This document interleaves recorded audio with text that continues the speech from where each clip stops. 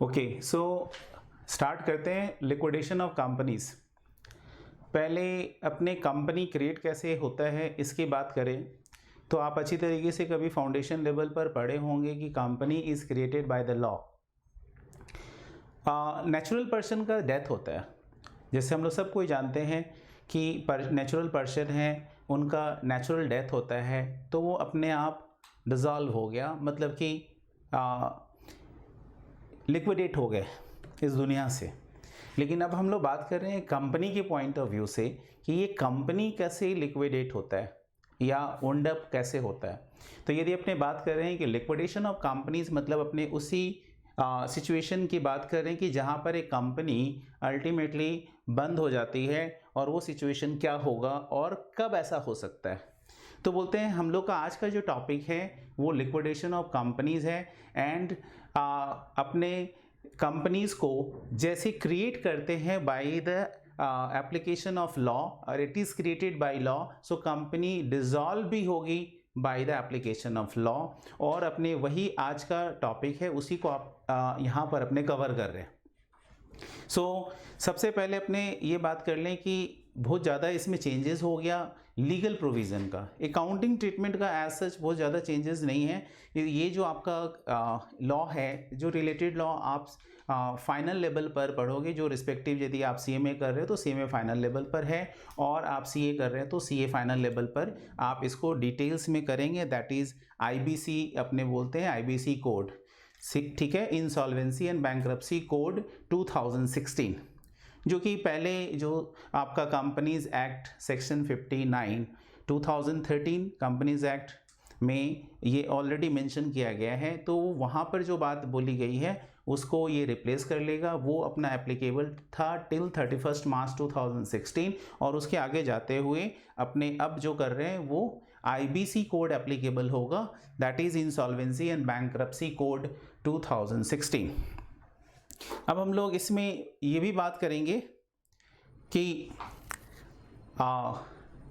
IBC code जो है, सबसे पहले लिक्विडेशन का मतलब क्या होता है और कब अपने लिक्विडेशन करते हैं। तो लिक्विडेशन का मतलब ही होता है it's a legal process through which the companies were shut down.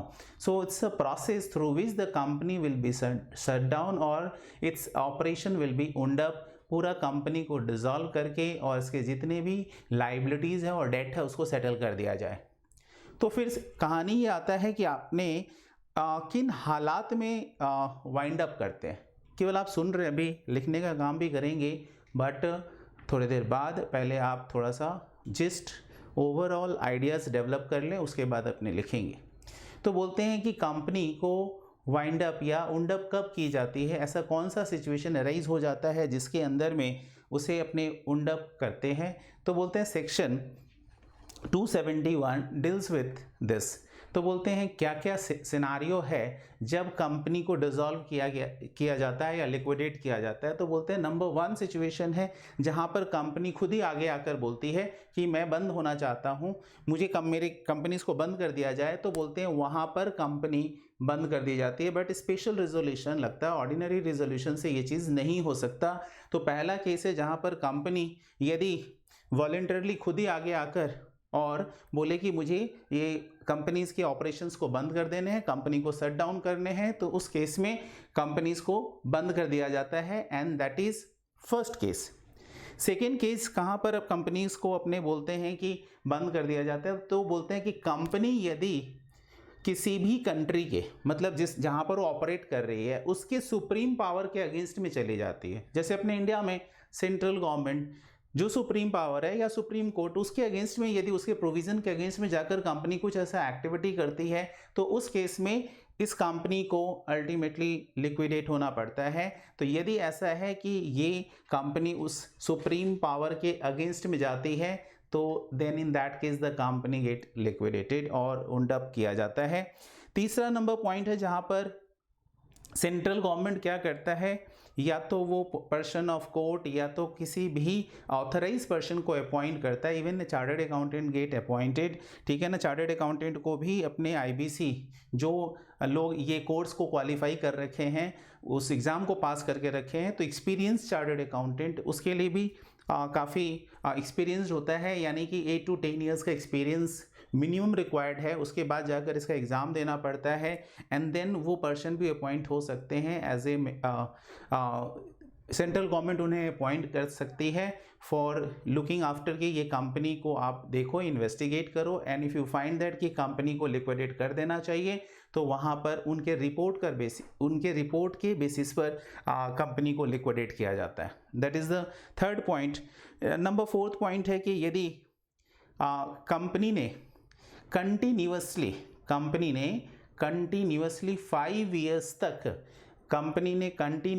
5 years तक आरओसी के पास, रजिस्ट्रार ऑफ कंपनी के पास डॉक्यूमेंट्स को फाइल नहीं किए तो भी कंपनी को लिक्विडेट किया जा सकता है। यानी कि कंटिन्यूअसली 5 ईयर्स तक आरओसी के पास यदि कंपनी अपना फिनेंशियल स्टेटमेंट रिपोर्ट नहीं करती है then in that case also the company may be wound up. And the last point की just N equitable clause apply होता है and because of that just N equitable clause के कारण भी company को लिक्विडेट किया जा सकता है। जस्ट एन इक्विटेबल क्लॉज होता है कि जहां पर उचित लगता है, ऐसा ट्राइब्यूनल का ओपिनियन है कि ये कंपनी बंद हो जाना ज़्यादा अच्छा है, तो वहाँ पे as per the just N equitable clause of the tribunal the company में बी डिसॉल्व। तो ये अपने कुछ सिचुएशन को विजुअलाइज किए और उसके अकॉर्डिंगली किसी भी कंपनी को लिक्विडेट किया जा सकता है या लिक्विडेट हो जाता है।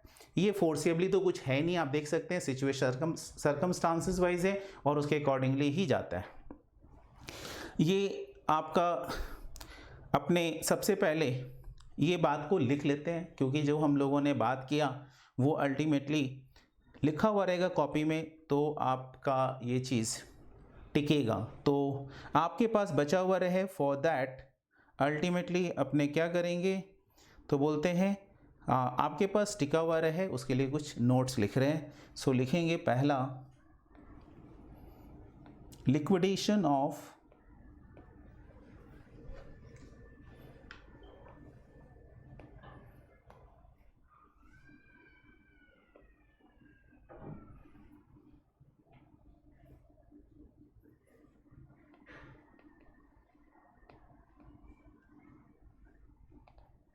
Of company. तो पहले इसका मीनिंग लिख रहे हैं। लिक्विडेशन ऑफ कंपनी का मतलब क्या होता है? So liquidation of company means legal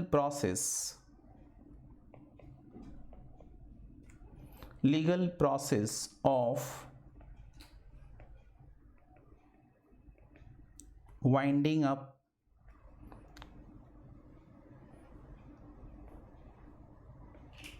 company. Company is created by law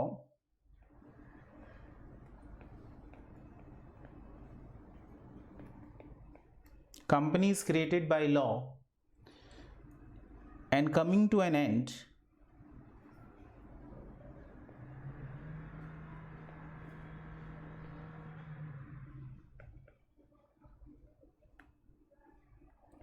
only with application of law.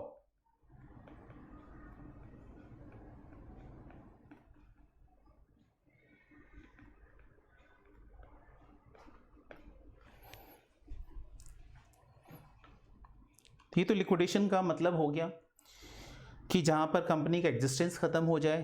अब हम लोग वो सर्कमस्टांसेस लिख लेंगे जिस सर्कमस्टांसेस के अंदर अपने किसी भी कंपनी को वाइंड अप करते हैं। तो लिखेंगे as per provision of section 271 of Companies Act, as per provision of section 271 of Companies Act, a company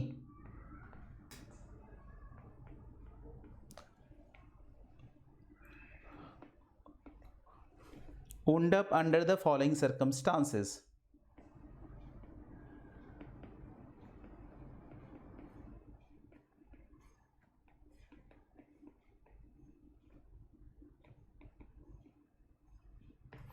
ये वो सिनारियो है जहां पर कंपनी को वाइंड अप कर दिया जाता है।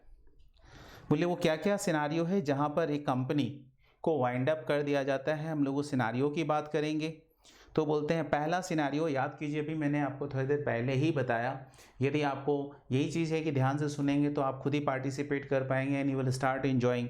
तो पहला पॉइंट आप बोलेंगे कि फर्स्ट क्या था जिसके अंदर में अपने वाइंड अप कर सकते हैं, यानी कंपनी लिक्विडेट हो सकती है। तो पहला पॉइंट था जहां पर कंपनी वॉलंटरली खुद ही अप्लाई करे ट्राइब्यूनल के पास for the wind up. So company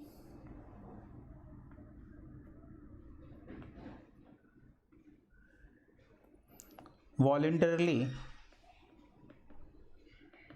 filing application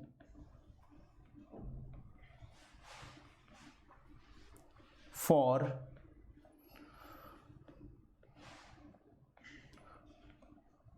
wound up with the tribunal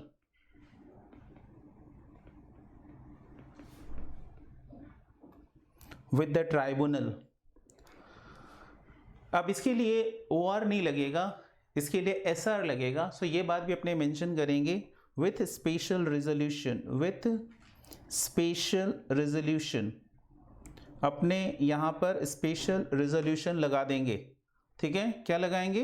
with special resolution.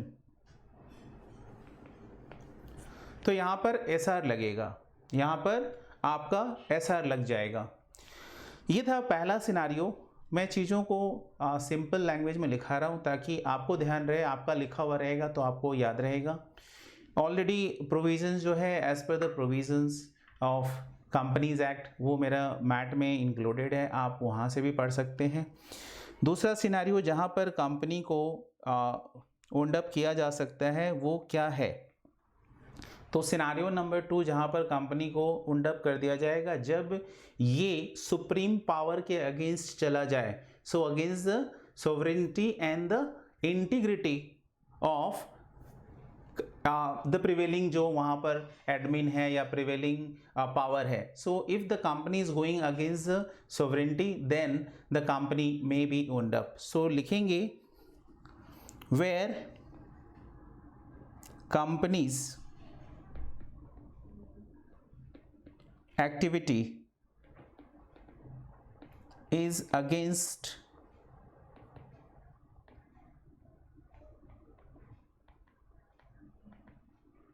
sovereignty and integrity।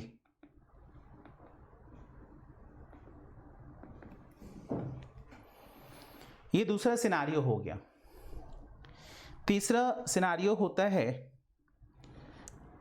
Third case, जहाँ पर कंपनी को वुंड अप किया जाता है। एंड थर्ड केस क्या है कि सेंट्रल गवर्नमेंट पर्सन को अपॉइंट करता है, ऑथोराइज पर्सन, और if authorise person find that कि कंपनी को उसे सूटेबल लगता है कि कंपनी को लिक्विडेट कर देना चाहिए because of the fraudulent activity हो सकता है उस कंपनी का, तो उस केस में कंपनी को लिक्विडेट या वुंड अप किया जाता है।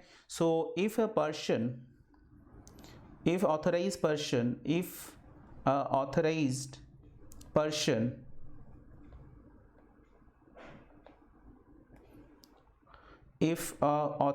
person who is appointed by central government, if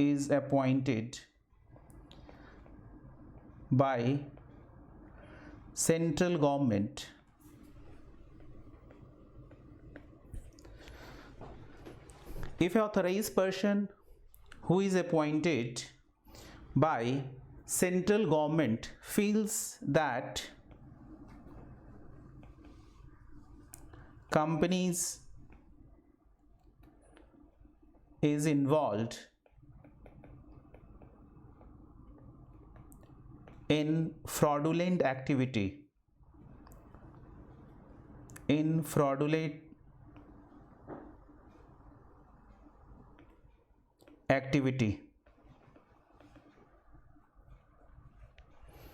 यदि ऐसा लगता है कि फ्रॉडुलेंट एक्टिविटीज़ में कंपनी इन्वॉल्व है तो वो पर्सन, आज के समय में आप देख सकते हैं कि बहुत सारी कंपनीज़ है। आपने जैसे एग्जांपल के तौर में मैं बोलूँ तो गीतांजलि जेम्स, नाम शायद आप लोग पहली बार सुन रहे होंगे, गीतांजलि जेम्स, सुने हैं पहले? नहीं? तो मैं बता दूं, अब दूसरा नाम लूँगा तो आपको शायद समझ में आएगा, क्योंकि न्यूज़ से आप लोग न्यूज़ पर ज़्यादा ध्यान नहीं देते हैं। तो बेसिकली वो आज तक देखने से या इंडिया टीवी देखने से ज्ञान नहीं बढ़ेगा, आपको थोड़ा सा बिजनेस चैनल या इकोनॉमिक न्यूज़ पढ़ना पड़ेगा। गीतांजलि जेम्स में से ज़्यादा आप पॉपुलर इस न्यूज़ में देखे होंगे मेहुल चोकसी और आपका नीरव मोदी, लाइक दिस। तो ये जो नीरव मोदी और ये सब मेहुल चोकसी, ये सब कंपनी फॉर्म करे, कंपनी के नाम पर लोन लिया और लेकर यहाँ से 9-2-11 हो गए।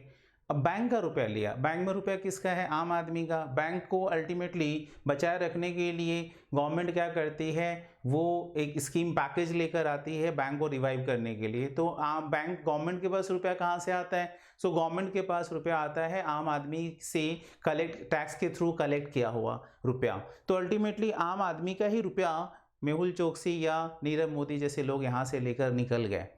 मैं यहाँ पर कोई पॉलिटिकल कमेंट नहीं कर रहा हूँ, मैं आपको समझा रहा हूँ कि वैसा यदि कोई एक्टिविटी हो और जो कि फ्रॉडुलेंट है, तो उस केस में जो वो पर्सन है, फ्रॉडुलेंट होने का मतलब है बैंक से रुपया लिया और वो रुपए को मिसप्लेस कर, मतलब अल्टीमेटली मिस यूज़ किया, मिस अप्रोप्रिएट किया, जैसे उसे यूज़ करना चाहिए वैसे यूज़ नहीं किया, और एक्स्ट्रा रिस्क लिया, जितना रिस्क उसको लेना चाहिए उससे ज़्यादा, या कुछ अलग जगह पर वो घपलेबाजी करके रखा है, तो उसको अपने बोलते हैं कि वहाँ पर कंपनी को डिसॉल्व किया जा सकता है, कंपनी को लिक्विडेट किया जा सकता है। तो ये हो गया if authorized person who is appointed by central government feels that company is involved in fraudulent activity, तो वहाँ पर भी कंपनी को डिसॉल्व किया जाता है। फोर्थ सिनारियो है जहाँ पर कंपनी को डिसॉल्व कर दिया जाता है, वो फोर्थ सिनारियो क्या है? तो फोर्थ सिनारियो होगा यदि कंपनी आरओसी के पास अपना कंपनी फिनेंशियल स्टेटमेंट को फाइल नहीं करती है for the consecutive 5 years। So if company fails to file financial statements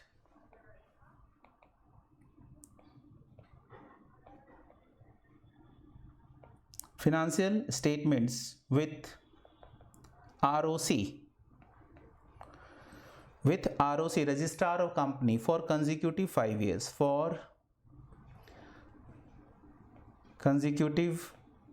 5 years, and number 5, if tribunal feels कि कंपनी को क्या कर देना चाहिए, लिक्विडेट, तो भी, यानी कि just N equitable clause. So tribunal में use just an equitable clause,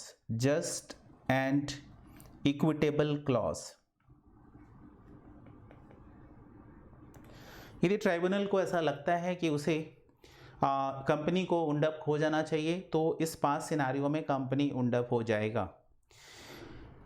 आज के समय में कोई भी बंदा आईबीसी के लिए अप्लाई कर सकता है, मतलब कोई भी बंदा, मतलब बोलने का मतलब है कोई भी पर्सन जो कि कंपनी से रिलेटेड है, क्रेडिटर है, उसको पेमेंट नहीं मिल रहा है, कंपनी उसका पेमेंट नहीं दे रही है, तो उस केस में वो जाकर वो क्रेडिटर क्या कर सकता है, अप्लाई कर देगा आईबीसी कोड के तहत। इसलिए ये सारी चीज़, अब आईबीसी कोड जो लाया गया, बेसिकली आईबीसी कोड लाने का ऑब्जेक्टिव या उद्देश्य एक ही है कि आईबीसी कोड इसलिए लाया गया है ताकि बेसिकली ये प्रोसेस फास्ट हो सके, कोई नीरव मोदी जैसे लोग या मेहुल चोकसी जैसे लोग इंडिया का रुपया लेकर यहाँ से 9-2-11 ना हो जाए, इसलिए ये आईबीसी कोड को इंट्रोड्यूस किया गया, इससे प्रोसेस फास्ट हो जाता है। इवन आप देख सकते हैं कि मतलब जो कंपनी से एसोसिएटेड है, क्रेडिटर्स, लेंडर, डिवेंचर होल्डर्स, उनको पेमेंट नहीं मिल रहा है, वो भी आईबीसी में अप्लाई कर सकते हैं। एम्प्लॉयज़, उनका सैलरी नहीं मिल रहा है बहुत महीनों से, वो भी जा सकते हैं। यानी कि ये वो क्या होगा कि इस आईबीसी कोड में चीज़ों को बहुत फास्ट कर दिया गया। अब आप जानते हैं कितने सारे लीगल मैटर्स पेंडिंग पड़े हुए हैं नॉर्मल कोर्ट में, तो बोलते हैं इतने सारे मामले जो हमारे नॉर्मल कोर्ट में पेंडिंग पड़े हुए हैं, तो ये भी मामला यदि नॉर्मल कोर्ट के थ्रू रूट होगा तो 20-20 साल लग जाते थे फैसला, या 50 साल लगता था और कंपनी तब तक तो लिक्विडेट हो ही जाती थी, मर ही गई होती है। तब जाकर ये फैसला आता था तो पता चलता था कि सामने वाले का रुपया मिला ही नहीं, कुछ रिकवरी नहीं हो पाया, तब तक तो प्रोमोटर बेच के खा के भाग गया कंपनी को। सो दैट्स वाई ये प्रोसेस को फास्ट कर दिया। इसीलिए आईबीसी कोड 2016 इज एप्लीकेबल, जो कि पहले section 59 of the companies act 2013 applicable होता था। So that was applicable till 31 March 2000। Okay, I found this on the web. सो अपने आगे बात कर रहे हैं, सॉरी फॉर द डिस्टर्बेंस, कुछ और चालू हो जा रहा है तो आप ध्यान दीजिए। तो यहाँ पर अपने बात कर रहे हैं, तो ये बात आप जो मैंने पढ़ाया वो यहाँ पर आपका डिटेल्स में लिखा हुआ है, you can see.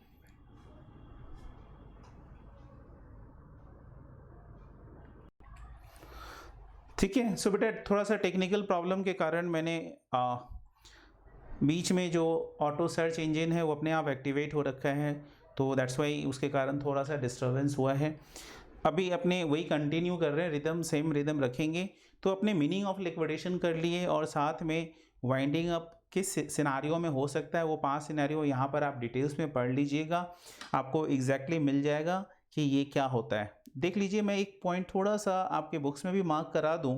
Point number C में पढ़ना, जैसे हमने केवल लिखाया था fraudulent activity of the company, वो तो फ्रॉडुलेंट में आ गया। अब क्या होता है कि ऐसा नहीं है, यदि कंपनी अपने कार्यों को ठीक से नहीं कर रही है as per the object clause, तो भी कंपनी को लिक्विडेट किया जा सकता है। मतलब ये कैसे समझ में आया, कहाँ पर है? सो ये पॉइंट आप देख सकते हैं, दैट इज मिसफिजेंस। तो यदि मिसफिजेंस होता है, इसका मतलब ही होता है कि आपने ठीक से काम नहीं किया। जो मतलब कि जैसे फॉर एग्जांपल किसी टीचर को पढ़ाना है, तो यदि किसी टीचर को पढ़ाना है तो वो जाकर कभी डिमांड पढ़ा रहा है, मुझे वाकया याद आ गया, मैं वही शेयर कर रहा हूँ। तो कभी वो इकोनॉमिक्स पढ़ाने के लिए मिला, वो कभी डिमांड पढ़ा रहा है, जंप करके डिमांड से वो सप्लाई में चला गया और सप्लाई से जंप करके वो कॉस्ट ऑफ प्रोडक्शन में चला गया। कहीं इंटर रिलेटेड हो, वो कोरिलेट करके पढ़ाए, that's okay, that's fine, but subject को कोरिलेट नहीं करके वो यहाँ वहाँ चला जा रहा है, यानी अपने काम को ठीक से नहीं कर पा रहा है। तो वैसे ही कंपनी जब बनती है तो उसका ऑब्जेक्ट क्लॉज जो है वो डिफाइन होता है, और यदि कंपनी अपने ऑब्जेक्ट क्लॉज के अकॉर्डिंगली काम नहीं करती है तो उस केस में बोलते हैं उसको मिसफिजेंस और मिसकंडक्ट, मैंने सही से आपने काम नहीं किया, तो भी वहां पर क्या होता है, कंपनी को डिसॉल्व कर दिया जाता है। गिल्टी तो है ही है, फ्रॉड तो है ही है, गिल्टी और फ्रॉड होना चाहिए। तो ये सारे चीज़ जो है अल्टीमेटली ये आपके फ्रॉडुलेंट एक्टिविटीज़ में ये कवर हो गए, फ्रॉडुलेंट एक्टिविटीज़ में ये कवर हो गए, ये मैंने आपको पढ़ा दिया। अब अल्टीमेटली कंपनी या तो खुद ही पहुंच जाती है कि मुझे लिक्विडेट करना है, ये तो पहला नंबर ऑप्शन में था, कंपनी खुद ही पहुंच जाती है। ये फर्स्ट पॉइंट यदि देखेंगे कि मुझे लिक्विडेट करना है तो ये हो गया, जब खुद से जाती है company with the special resolution, तब बोलते हैं वहां पर कंपनी को स्टेटमेंट ऑफ अफेयर्स के साथ एप्लीकेशन लगाने पड़ते हैं विद द ट्राइब्यूनल। यानी कि ट्राइब्यूनल में जैसे ही अप्लाई करेगी कंपनी कि मुझे बंद करना है, भाई क्या बंद करना है, पहला क्वेश्चन आएगा कि आप क्या बंद करना चाहते हैं। ट्राइब्यूनल पूछेगा तो बोलेगा मैं अपना कंपनी, तो कुछ तो बताओ, कंपनी का फाइनेंशियल कंडीशन क्या है, क्या एसेट्स है, उसका बुक वैल्यू क्या है, रियलाइजेबल अमाउंट क्या है, अभी प्रेजेंट में आपके पास शॉर्टेज है या सरप्लस है, कैसा सिनारियो है, वो सिनारियो तो एक्सप्रेस करो। मतलब मैं यदि जाता हूँ अपने कंपनी को बंद करने के लिए एप्लीकेशन लगाता हूं, तो वहां पर सबसे पहले जो क्वेश्चन पूछा जाएगा कि ठीक है चलो प्रेजेंट सिनारियो बताओ, आपका टोटल एसेट्स का रियलाइजेबल वैल्यू क्या है और आपका जो आउटसाइड लायबिलिटीज है जो आपको पे करना है उसका पोजीशन क्या है, ये दोनों मुझे क्लियर कर दो। तो जो मेरे से पूछा जाएगा ये दोनों सिनारियो, उस स्टेटमेंट को अपने बोलते हैं स्टेटमेंट ऑफ अफेयर्स। क्लियर है? तो ये एक सिनारियो हुआ जहां पे कंपनी खुद ही अप्लाई कर रही है ट्राइब्यूनल के पास कि लिक्विडेट करना है, डिसॉल्व करना है, ठीक है, उंड अप करना है। लेकिन दूसरा सिनारियो जहां पर क्रेडिटर्स जाकर चिल्लाने लगा, भाई ट्राइब्यूनल प्लीज प्लीज मेरा ये पेमेंट नहीं दे रहा है, ये अल्टीमेटली मेरा ये रुपया निकलवा दीजिए, देखिए यहाँ पे कुछ तो गड़बड़ घोटाला चल रहा है इस कंपनी में।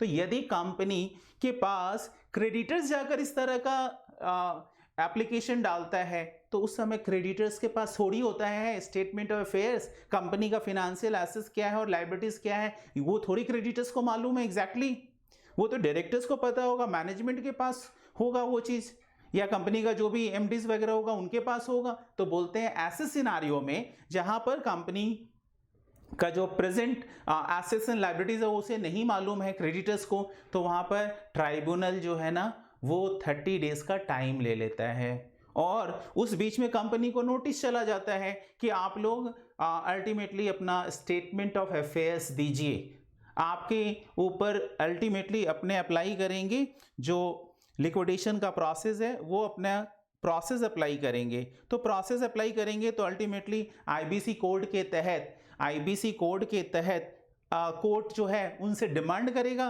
कि भाई साहब अपना आप मुझे सबमिट करो statement of affairs.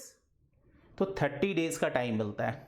With in those 30 days company has to submit the statement of affairs. अब ऐसा हो सकता है कि कंपनी ये बोले कि भाई नहीं मेरे लिए तो थोड़ा प्रॉब्लम होगा, 30 दिन काफ़ी कमती दिन हो गया। तो यदि ट्राइब्यूनल को लगता है due to the contingencies and considering the circumstances कि ये 30 डेज में पॉसिबल नहीं है because of the complex scenario या कॉम्प्लेक्सिटीज, तो वहां पर फर्दर 30 डेज में बी अलॉटेड। बट ऐसा नहीं है अनंत तक जिंदगी इन्फिनिटी तक आप टाइम ले लो और जब मन करे तब अप्लाई करना, तब मुझे ये सबमिट करना, ऐसा नहीं है। पहला तो 30 डेज है, अगला एक्सटेंशन लेने के लिए आपको स्पेशल मतलब कि सिनारियो प्रेजेंट करना पड़ेगा कि नहीं ये मेरे लिए पॉसिबल नहीं है, और दैट्स वाई उस सिनारियो के लिए आपको सारे रिपोर्ट तैयार करने की मतलब सारे एप्लीकेशंस लगाने पड़ेंगे, तब जाकर ultimately you may gate extension of 30 days. तो अपने जो आईबीसी है इसीलिए तो ये फास्ट प्रोसेस है। कंपनी जो है वो अल्टीमेटली मतलब जो एप्लीकेंट हैं मतलब कि जो प्लेंटिफ है वो अपना फटाफट से इस मेथड के थ्रू अपना रिजोल्यूशन पा सकता है। सो अभी स्टेटमेंट ऑफ अफेयर्स हम समझ गए सर क्या होता है, ये बच्चा लोग हमको बोल रहा है सर समझ में आ गया स्टेटमेंट ऑफ अफेयर्स। सर फिलहाल करंट कंपनी की क्या फिनेंशियल कंडीशन है, वो क्या बुक में दिखा रखा है, मार्केट में उसका क्या कीमत है, वो सारे एसेट्स को वो डिक्लेयर करेगा, अपना सारा जो आउटसाइड लाइबिलिटीज है इंटरनल लाइबिलिटीज है सारे लाइबिलिटीज का विवरण देगा। तो बोलते हैं सारे एसेट्स एंड लाइबिलिटीज का बुक वैल्यू और आज का एस्टिमेटेड रियलाइजेबल वैल्यू का एक स्टेटमेंट बनाकर जो प्रेजेंट करेंगे, that statement is called statement of affairs, उसी को बोलते हैं। तो I think statement of affairs भी क्लियर हो गया कि what is statement of affairs. तो स्टेटमेंट ऑफ अफेयर्स क्या होता है, statement of affairs is a statement of assets with its book value and estimated realizable value together with the liabilities and the amount payable or to amount payable for settlement of the liabilities। statement of affairs के अंदर बहुत सारा details रहता है। और कैसा details भाई, सारा एसेट्स कंपनी, आप जानते हो ना कि एसेट्स को भी दो कैटेगरीज में बांटा जा सकता है। बोला पहला कौन सा, बोला वो जिसे कंपनी ने प्लेस कर दिया था किसी के पास, प्लेस करके और सिक्योर्ड लोन अराइज किया मतलब रेज किया। तो यदि कंपनी ने टू रेज द फंड यदि एसेट्स को प्लेस कर दिया तो उसको अपने बोलते हैं कि वो एसेट्स फ्री नहीं है, उसके ऊपर पहला राइट्स तो जो मतलब लोन दिया है लेंडर है उसका है पहला राइट्स। तो अल्टीमेटली लेंडर्स का फर्स्ट राइट होगा, जब सरप्लस होगा तब आएगा अल्टीमेटली कंपनी के हाथ। सो दैट्स वाई यहाँ पर कंपनी को जब एसेट्स क्लासीफाई करना होगा तो उसे दो कैटेगरीज में क्लासीफाई करके दिखाना होगा। पहला है कि जहाँ पर वो एसेट्स को क्या किया है स्पेसिफिकली प्लेस किया है, और दूसरा है जहाँ पर एसेट्स को वो स्पेसिफिकली प्लेस नहीं है, फ्री है।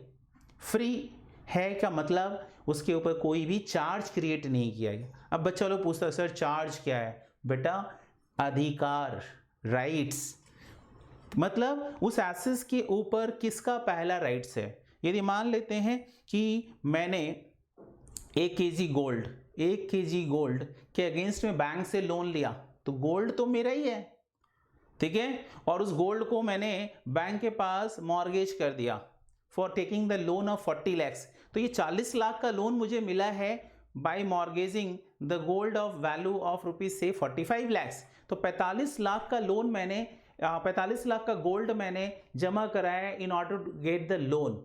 अब ये जो गोल्ड है ना मेरा एसेट है, बट ये फ्री नहीं है। क्यों?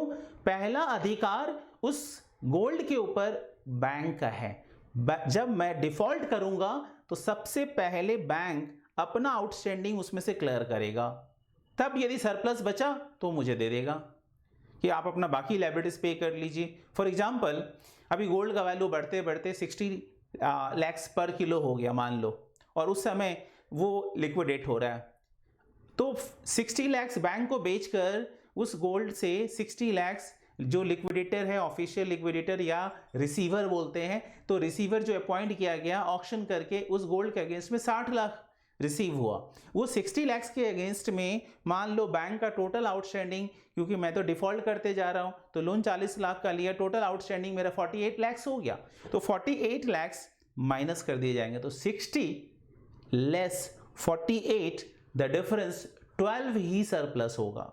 तो उस केस में मेरा 12 lakhs will be the free assets, मतलब कि वो सरप्लस है। लेकिन जो मेरा टोटल 60 lakhs है वो टोटल 60 lakhs मेरा फ्री एसेट्स नहीं है। तो इसलिए आपसे जब स्टेटमेंट ऑफ अफेयर्स मांगा जाएगा तो उसमें आपको एसेट्स को दो कैटेगरीज में करके दिखाना पड़ेगा। मैं सारा डिटेल्स में अभी लिखाऊंगा, डोंट वरी। और वैसे ही आपको लाइबिलिटीज में कई कैटेगरीज होते हैं। भाई कौन कौन सा कैटेगरीज? एक तो वो लाइबिलिटीज हो गया जो मेरा इंतजार ही नहीं किया, पहले ही अपना रिकवरी करने का बात कर लिया। बोला कौन? बोला बैंक, उसको बोलते हैं सिक्योर्ड क्रेडिटर्स।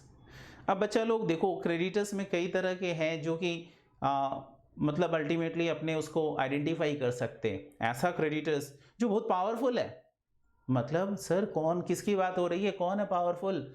मतलब तुम ही सोचो, यदि मुझे पैसा देना हो, मतलब मेरा क्रेडिटर्स है और मैं 3 का नाम लूंगा, आप देखना उसमें से कौन सा पावरफुल है, थोड़ा मुझे बता देना। मैंने बोला एक है गवर्नमेंट, मतलब टैक्सेस, तो एक है गवर्नमेंट, दूसरा है आपका बैंक, मतलब कि अल्टीमेटली पब्लिक डिपॉजिट, मैंने आम पब्लिक का रुपया लिया है लोन के तौर पर, दूसरा है गवर्नमेंट का टैक्स बाकी है, दूसरा पहला हो गया गवर्नमेंट का टैक्स बाकी है, दूसरा हो गया आम पब्लिक से मैंने लोन लिया जिसको बोलते हैं पब्लिक डिपॉजिट, तीसरा है क्रेडिटर्स। अब आप बताओ इन तीनों में सबसे कमजोर कौन सा है?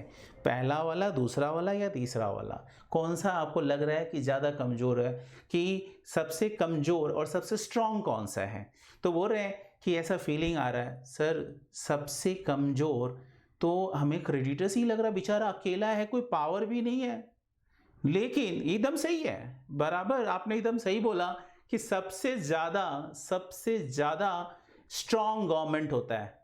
भाई देखो ऐसे ही आपको डिवाइड करना आना चाहिए। तो सबसे ज़्यादा स्ट्रॉन्ग गवर्नमेंट हो गया, लेकिन उससे भी ज़्यादा मजबूत तो बैंक जो मेरा गोल्ड ले रखा है ना वो बैठा हुआ है, बोलता है भाई मेरे हाथ में गोल्ड है, मैं थोड़ी दे दूंगा कि तू जाओ पहले गवर्नमेंट को चुका लो और तब मुझे देना, बिल्कुल नहीं।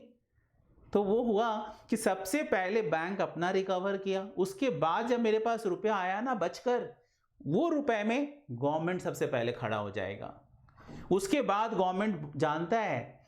तो नंबर 2 पे कौन आएगा? नंबर 2 पे कौन आएगा? गवर्नमेंट। तो हो गया, पहला निकल गया, अब बच गया 2 में कौन हो जाएगा? 1 2। अब उसकी बात कर लेते हैं, तो एक बचा लेबर, मतलब कि मैन या एम्प्लॉइज, और दूसरा बचा आपका अल्टीमेटली क्रेडिटर्स। अब देखो संख्या किसकी ज़्यादा होती है? एम्प्लॉइज़ की। अब जानते हैं गवर्नमेंट ये बात अच्छी तरीके से जानता है कि भाई यहाँ से गरीब को मत मारो, लेबर को नहीं मारना है, क्रेडिटर्स मर जाए तो मर जाए लेकिन लेबर नहीं मरना चाहिए। इसीलिए गवर्नमेंट ने बोला पहला तो मेरा जेब भर दो, मेरा जेब में पैसा आ गया, चलो कोई बात नहीं, अब नेक्स्ट अपने आगे बढ़ते हैं, लेबर लोग का भर दो, और फिर भी तुम्हारे कंपनी में कुछ पैसा बच जाता है तब जाकर तुम अपने ऑर्डिनरी क्रेडिटर्स को चुकाओ। तो 3 कैटेगरीज तो आपके सामने मैंने रख दिया। स्टेटमेंट ऑफ अफेयर्स की बात कर रहा हूँ बेटा, अभी समझा रहा हूँ फिर लिखाऊंगा। तो स्टेटमेंट ऑफ अफेयर्स में अल्टीमेटली हम लोगों ने अभी तक जो समझा उसकी बात कर रहे हैं। तो उसके अंदर में तो हम लोगों ने टोटल 3 कैटेगरीज लाइबिलिटीज में बोला और एसेट्स में 2 कैटेगरीज बोला। एसेट्स में वो एसेट्स जो गिरवी है, मॉर्गेज है, प्लेज है, और दूसरा वो एसेट जो कि प्लेज नहीं किया हुआ है। और लाइबिलिटीज़ में हमने अभी आप तक आपको बताया है, जो आपका नंबर 2 है वो एसेट्स जो कि मेरा अल्टीमेटली मतलब कि सॉरी वो लाइबिलिटीज़ जो कि सिक्योर्ड है by the hypothecation of the stock, sorry asset, stock भी हो सकता है। और नंबर 2 वो जो कि गवर्नमेंट है उसको अपने प्रेफरेंशियल क्रेडिटर्स भी बोलते हैं। उसको क्या बोलते हैं? Preferential creditors, section 327। ठीक है, ये section 326 and 327 dealing with the preferential creditors and overriding preferential creditors या ओवरराइडिंग क्रेडिटर्स। तो ओवरराइडिंग 326 है और प्रेफरेंशियल क्रेडिटर जो है वो 327 है। ये बात करता है कि पहले किसको मिलेगा, ये सारा लिस्ट आउट वहाँ पर किया हुआ है। अब अपने बात करें तो क्रेडिटर्स में ये सारी बातें हो गई। इसके अलावा अब इनके देने के बाद भी तो आप जानते हो ना, शेयर होल्डर बच जाते हैं। तो शेयर होल्डर्स में भी दो कैटेगरीज होते हैं, इक्विटी एंड प्रेफरेंस। बचपन से जानते हैं, बचपन से ही हमें पता है कि यदि इक्विटी और प्रेफरेंस में पहले चुकाने की बारी आएगी तो सबसे पहले अपने किसको पे ऑफ करेंगे, तो बोलते सबसे पहले प्रेफरेंशियल को पे ऑफ करेंगे और उसके बाद यदि कुछ बचता है तो इक्विटी शेयर होल्डर्स के हाथ लगेगा। लायबिलिटी साइड खत्म। पांच लिस्ट मैंने बताया लायबिलिटी साइड में, secured creditor, preferential creditors, number 3 unsecured creditors, जिसका जैसे क्रेडिटर्स था। अच्छा, सिक्योर्ड में भी अभी चार्ज दो तरह का होता है, सिक्योर्ड क्रेडिटर्स बाय यहाँ पर अल्टीमेटली बाय फिक्स चार्ज, और दूसरा होता है सिक्योर्ड बाय फ्लोटिंग चार्ज। अब फ्लोटिंग चार्ज क्या होता है, तो अभी इतना सारा बात मैंने बक दिया, तो इतना सारा बात बोल देने से, ज़्यादा बकबक करने से क्या होता है ना, फिर भी बोलते दिमाग से सर आउट हो गया, कुछ तो लिखाओ, इतना कुछ बोल दिए, कुछ तो लिखाओ, कुछ तो लिखाओ, तो कुछ लिख लो। चलो, तो लिखने का काम करेंगे, अदरवाइज़ क्या हो जाएगा, आप कहीं ना कहीं आपको लगने लगेगा कि भाई मुझे नहीं आता है। तो लिखेंगे स्टेटमेंट ऑफ अफेयर्स। क्या लिखेंगे? Statement of affairs. इसी के ऊपर आपका पूरा सम्स रहेगा, तो ध्यान रखिएगा, स्टेटमेंट ऑफ अफेयर्स।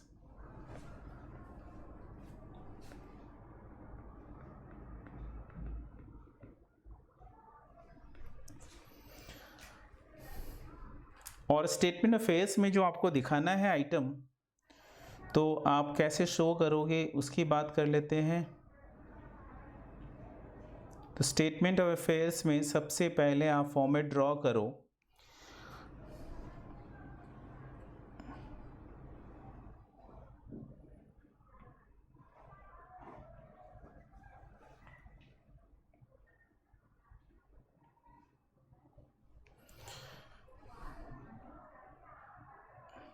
लिखेंगे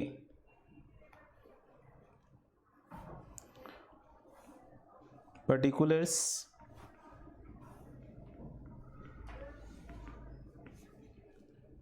और यहाँ पे आप लिखेंगे एस्टिमेटेड रियलाइजेबल वैल्यू।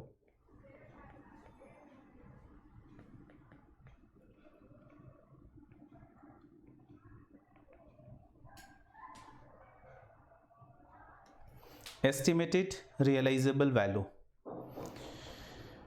एसेट्स को मैंने दो कैटेगरीज में बांटा था, वही दो कैटेगरीज पहले लिखना है। ये स्टेटमेंट ऑफ अफेयर्स आपको कैसे प्रेजेंट करना है, एकदम फॉर्मेट है, आपको एग्जैक्टली ऐसे ही प्रेजेंट करना है, ठीक है। और सबसे पहले इसमें हम लोग लिखते हैं वो एसेट्स जो कि नॉट स्पेसिफिकली प्लेस्ड, उसको लिस्ट ए बोलते हैं, लिस्ट ए। तो you should write list A. क्या लिखेंगे? List A. और लिस्ट ए में लिखेंगे assets not specifically placed.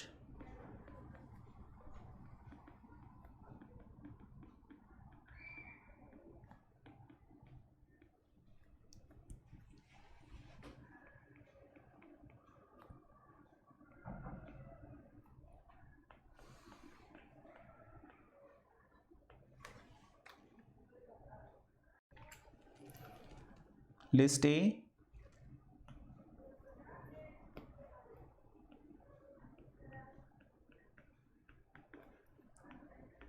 assets not specifically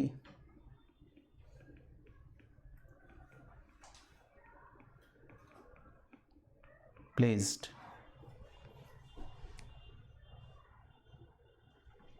ठीक है, so assets not specifically placed, यहाँ पर आप क्या क्या लिख दोगे? जो एसेट्स आपने स्पेसिफिकली प्लेस नहीं किया है वो लिखना है। तो जैसे कि आपका नहीं रहता है वो सारा क्या क्या है जनरल लिस्ट में आप देख लो। तो एक होता है कैश इन हैंड, आपको आउटर कॉलम में पुट करना है। Number 2 cash at bank,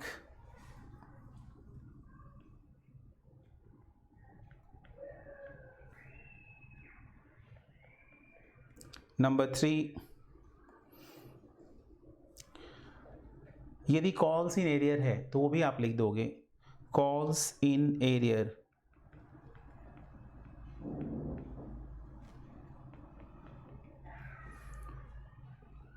number 4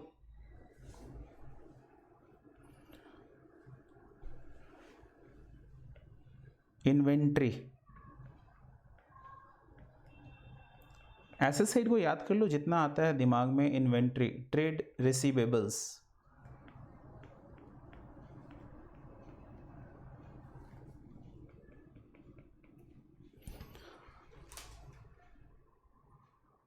trade receivables.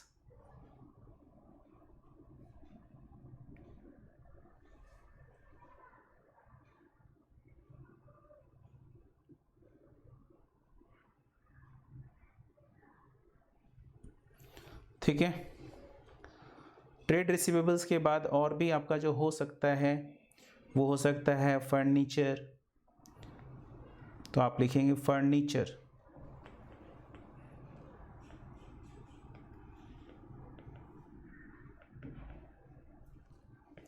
कोई इन्वेस्टमेंट हो सकता है, you will right investments.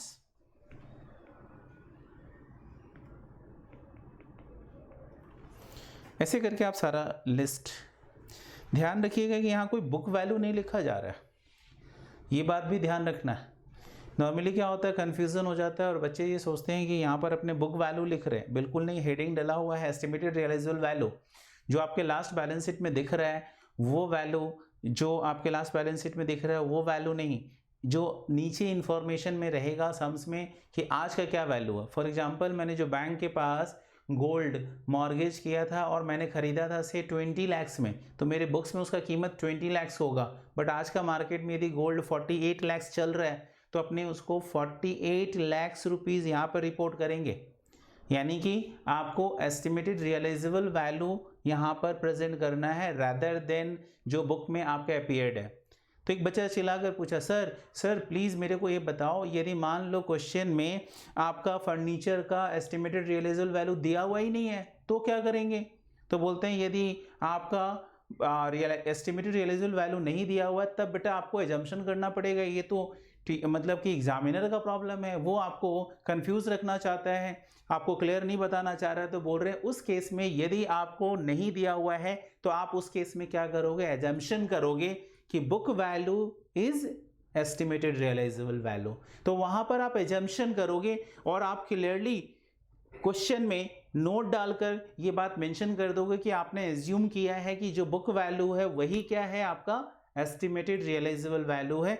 And आप ऐसे लिखेंगे, since there is no information regarding such and such assets of its realisable value, so we are assuming that its इतना भी बड़ा लिखने की जरूरत नहीं है, आप सीधा assumption and land and building estimated realisable value is equal to book value, और वहाँ पर आप बस इतना लिख के छोड़ दोगे और उसका आप बुक वैल्यू जो है उसी को यहाँ पे पुट कर दोगे।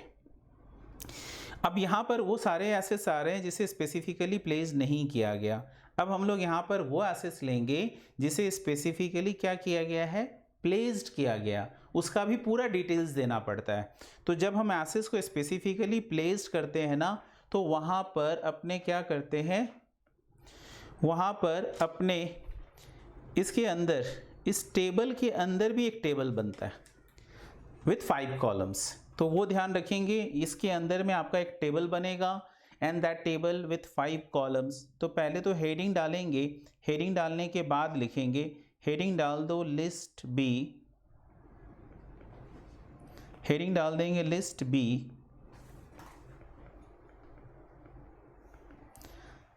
Assets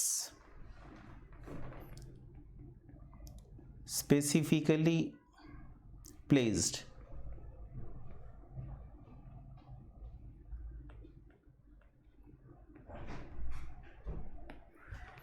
assets specifically placed. और तब इसके अंदर में आप क्या करोगे, ऐसा कॉलम बना लोगे, 5 कॉलम्स हमें बनाने हैं। तो एक टेबल टाइप का आपको यहाँ पर इंसर्ट करना है, तो वो टेबल अपने यहाँ पर इंसर्ट कर रहे हैं। पहला होगा पर्टिकुलर्स, दूसरा होगा आपका उसका एस्टिमेटेड रियलाइजेबल वैल्यू, तीसरा होगा उसका आउटस्टैंडिंग अमाउंट कितना है, डेट उसके अगेंस्ट में कितना आउटस्टैंडिंग है, और फोर्थ कॉलम होगा कि सरप्लस है या डेफिसिट होगा, फिफ्थ कॉलम। तो ऐसा आपको कॉलम से यहाँ पर ऐड कर लेने, ठीक है। इसमें आप लिखोगे पहला particulars, the first one is particulars, second one is estimated realizable value,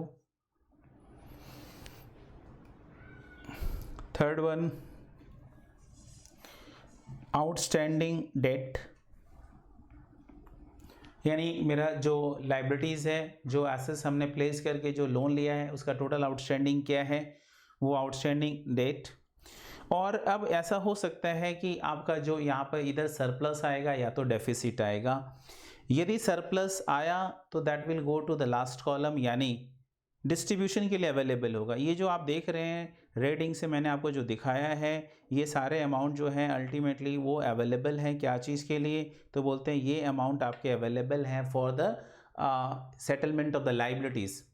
तो यहाँ पर यदि आपका सरप्लस आए तो उस केस में वो सरप्लस अल्टीमेटली लास्ट कॉलम में जाएगा। लेकिन यदि डेफिसिट हो गया तो उस केस में that will be ranked as unsecured. मतलब क्या है, मैं अभी समझाता भी हूँ, डोंट वरी। एक एग्जांपल यहीं पर नंबर्स भी लिख देंगे। तो यहाँ पर सबसे पहले अपने आउटस्टैंडिंग डेट हो गया, और यहाँ पर आपका क्या हो जाएगा, डेफिसिट होने से लिखना है डेफिसिट, और उसके नीचे लिखेंगे ranking as unsecured, ranking as unsecured.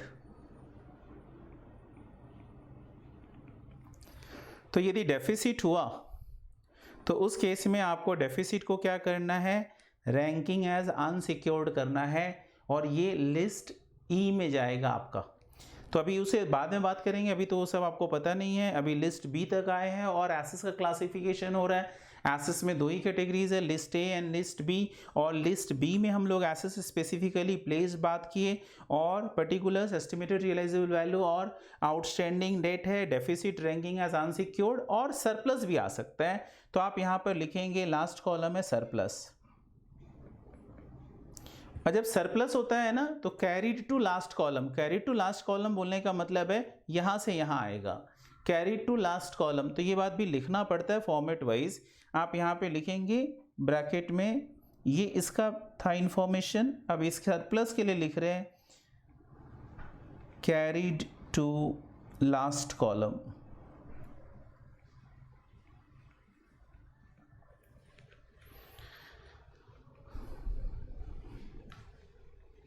ये आपका फॉर्मेट तैयार हुआ। तो यहाँ पर जब ये आप फॉर्मेट बना रहे हो, ठीक है, जब आप ये फॉर्मेट बना रहे हो तो आपको यहाँ पे दिख रहा है पर्टिकुलर्स, एस्टिमेटेड रियलाइजेबल वैल्यू। अब मैं एग्जांपल ले रहा हूँ, गोल्ड मेरा एसेट्स है जो कि मैंने लोन लिया हुआ है। तो मैं सबसे पहले यहाँ पर गोल्ड लिख रहा हूँ। आप देखो यहाँ पर कि मैं यहाँ पर लिखा गोल्ड, तो मेरा एसेट्स है गोल्ड। अब उस गोल्ड का रियलाइजेबल वैल्यू मैंने पता किया, तो मान लो 60L, 60 लाख रुपए इज द रियलाइजेबल वैल्यू। आज का मार्केट में जितना मेरा गोल्ड डिपॉजिट है विद द बैंक, उसका रियलाइजेबल वैल्यू है 60L। आप भी वैसे ही फिलअप कर सकते हो फॉर्मेट में, कोई प्रॉब्लम नहीं है, समझने के लिए आपका इजी रहेगा। और आउटस्टैंडिंग डेट, इसी के ऊपर बैंक ने जो लोन दे रखा है तो उसका आउटस्टैंडिंग बनता है 48 लैक्स, तो मैंने यहाँ पर 48L लिख दिया। तो 60L एंड 40L, तो आप देख सकते हो ना कि इतना रुपया है कि बैंक का लोन इजीली सेटल हो जाएगा ना, पूरा कहानी खत्म, छूट गया, मेरा छुटकारा हो गया बैंक से। मैं बैंक को बोलूँगा भाई मेरा रुपया निकालो, बाकी बैलेंस। बोला कैसा? बोला देखो 60 में मेरा तुमने जो एसेट्स ले रखा था उसको अगेंस्ट में 60 मिला, और आपका टोटल आउटस्टैंडिंग बनता है 48, तो बाकी मेरा 12 लाख तो रिटर्न करो, उसको बोलते हैं सरप्लस। तो वहाँ पर मेरा डेफिसिट नहीं आया इस सिनारियो में, इस सिनारियो में मेरा सरप्लस आ गया, और सरप्लस है मेरा 12 लैक्स। और बोला गया है surplus carried to last column, तो ये यहां पर भी आ जाएगा। समझ में आया? ये surplus will be taken to the last column. एक बच्चा बोला सर नहीं आप दूसरा सिचुएशन सोचो। बोला भाई क्या बोल? तो बोला, बच्चा पूछा सर प्लीज मुझे ये बताओ यदि उल्टा होता सिनारियो तो क्या होता? बोला ठीक है बेटा ले लेते हैं, इस पर गोल्ड को रहने देते हैं, एक दूसरा एसेट भी खड़ा कर लेते हैं जिसके ऊपर अपने लोन ले रखे हैं, तो मान लेते हैं स्टॉक। नॉर्मली बिजनेस अपना वर्किंग कैपिटल लोन लेती है by mortgage of the inventory, तो यदि इन्वेंट्री को मॉर्गेज करके बैंक ने लोन ले रखा है, बैंक ओवरड्राफ्ट फैसिलिटी लिया हुआ है, तो मैं सबसे पहले यहां पर लिख दूंगा इन्वेंट्री। बच्चे ने, मैंने उसे फिर पूछा बोलो बेटा क्या है उसका एस्टिमेटेड रियलाइजेबल वैल्यू? बोला सर इन्वेंट्री मान लो अपने पास जो है वो है 35 लैक्स का एस्टिमेटेड रियलाइजेबल वैल्यू। हम बोले बहुत बढ़िया बेटा कोई दिक्कत नहीं है। 35 लैक्स हमारा जो इन्वेंट्री है जो कि बैंक के पास पड़ा, बैंक के पास उसका टाइटल पड़ा हुआ है, यानी बैंक का अधिकार पहले है, तो उसका अपना रियलाइजेबल एस्टिमेटेड रियलाइजेबल वैल्यू पता किया and that is equal to 35L। अब तो नेक्स्ट बोल रहा है कि सर उसके ऊपर बैंक का ना आउटस्टैंडिंग होते होते इंटरेस्ट जोड़ते जोड़ते काफ़ी दिन हो चुके हैं ना, तो अल्टीमेटली एस्टिमेटेड रियल मतलब उसका आउटस्टैंडिंग डेट बैंक का बन चुका है से sir 52 lakhs. Oh my God. बच्चा बोला अब क्या करेंगे सर, कैसे निकलेंगे?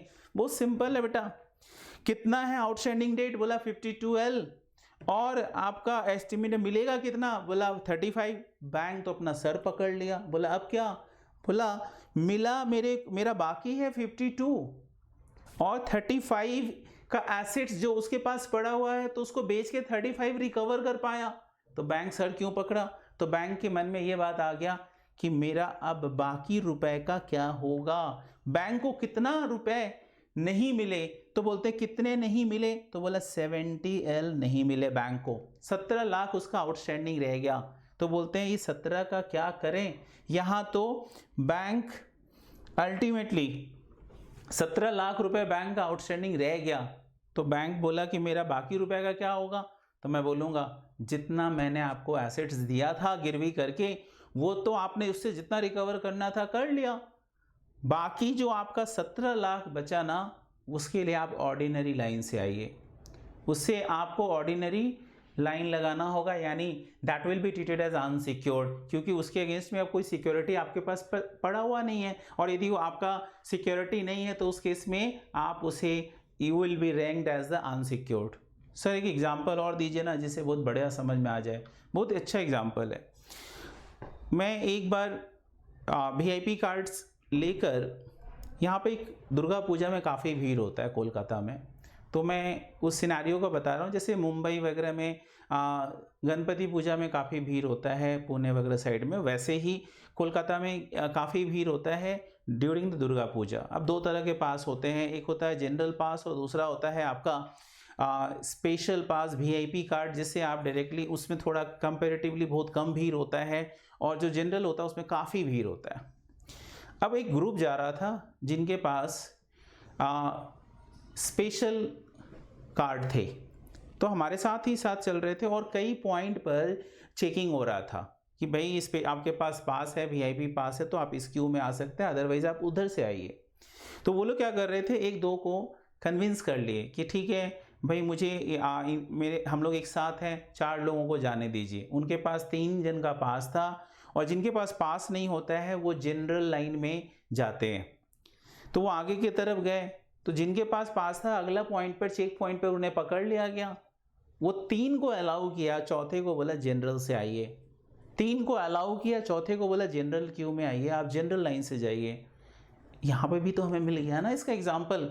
बोला टोटल आउटस्टैंडिंग है 52, 35 रिकवर हो गया, 17 बाकी रह गया। बोला जनरल से आइए ना, आप तो अब जनरल हो गए, जितना स्पेशल था, जितना आपके पास एसेट्स था उससे तो रिकवरी आप 35L का कर ही लिए, तो बच गया कितना? बोला 17L बच गया। तो बोला 17 लाख। अब आपके पास कोई मेरा स्पेसिफिकली मॉर्गेज एसेट्स नहीं है, तो उस केस में वो 17 लाख अल्टीमेटली आपका क्या बन जाएगा? तो बोलते हैं उस केस में ये 17 लाख अल्टीमेटली आपका बनेगा जनरल लाइबिलिटीज कंपनी का। तो ये आपका रैंकिंग एज अनसिक्योर्ड बोला गया है, रैंकिंग एज अनसिक्योर्ड।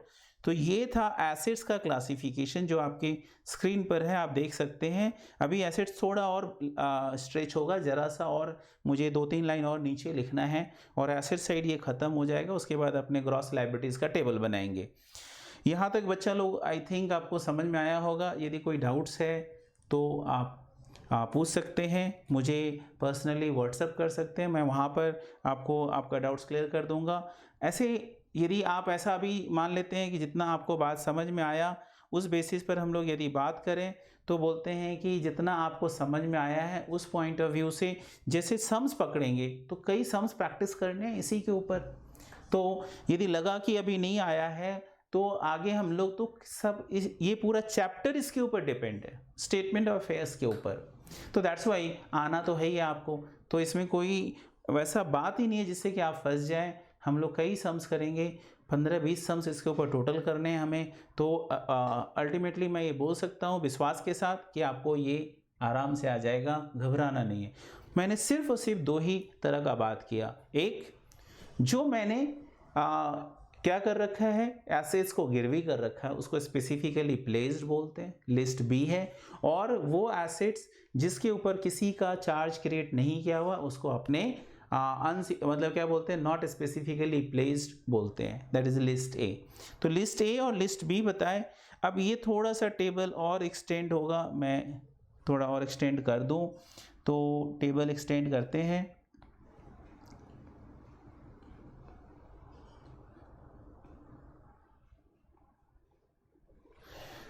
ओके, तो ये टेबल एक्सटेंड हो रहा है और इसके नीचे लिखेंगे समरी ऑफ ग्रॉस रिसीट्स। तो आप लिखेंगे इसके नीचे summary of gross receipts, summary of gross receipts.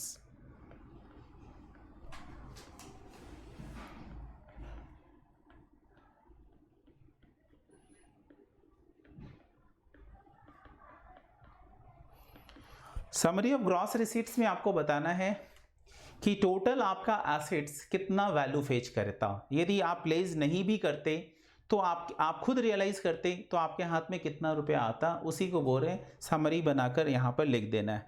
तो समरी ऑफ ग्रॉस रिसीट्स में आप यहाँ पर लिखेंगे नंबर 1 एसेट्स स्पेसिफिकली प्लेस्ड,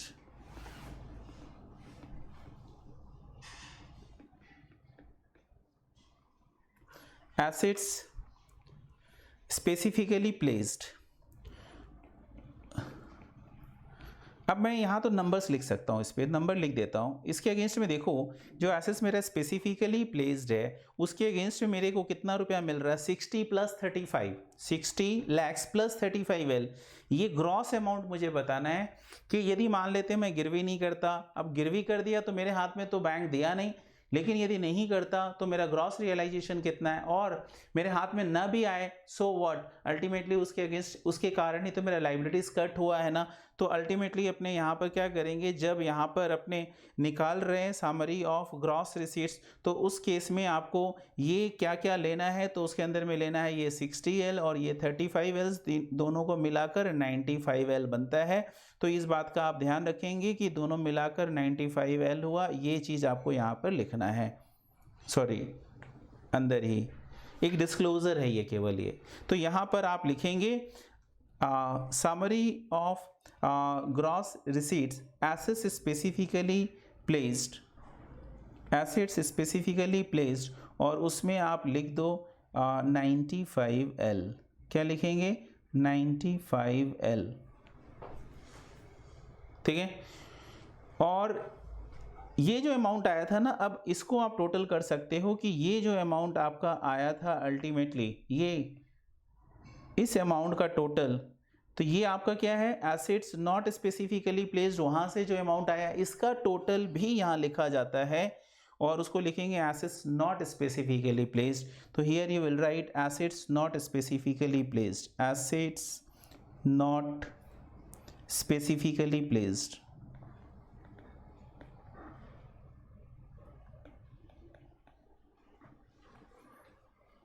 जो अमाउंट ऊपर आए वो टोटल, जितना भी लैक्स हो, करोड़ हो तो करोड़, कोई प्रॉब्लम नहीं है। इसे यहीं पर आप क्या करोगे? टोटल कर दोगे, और इसको बोलते हैं ग्रॉस रियलाइजेशन। इसको क्या बोलेंगे? Gross realisation.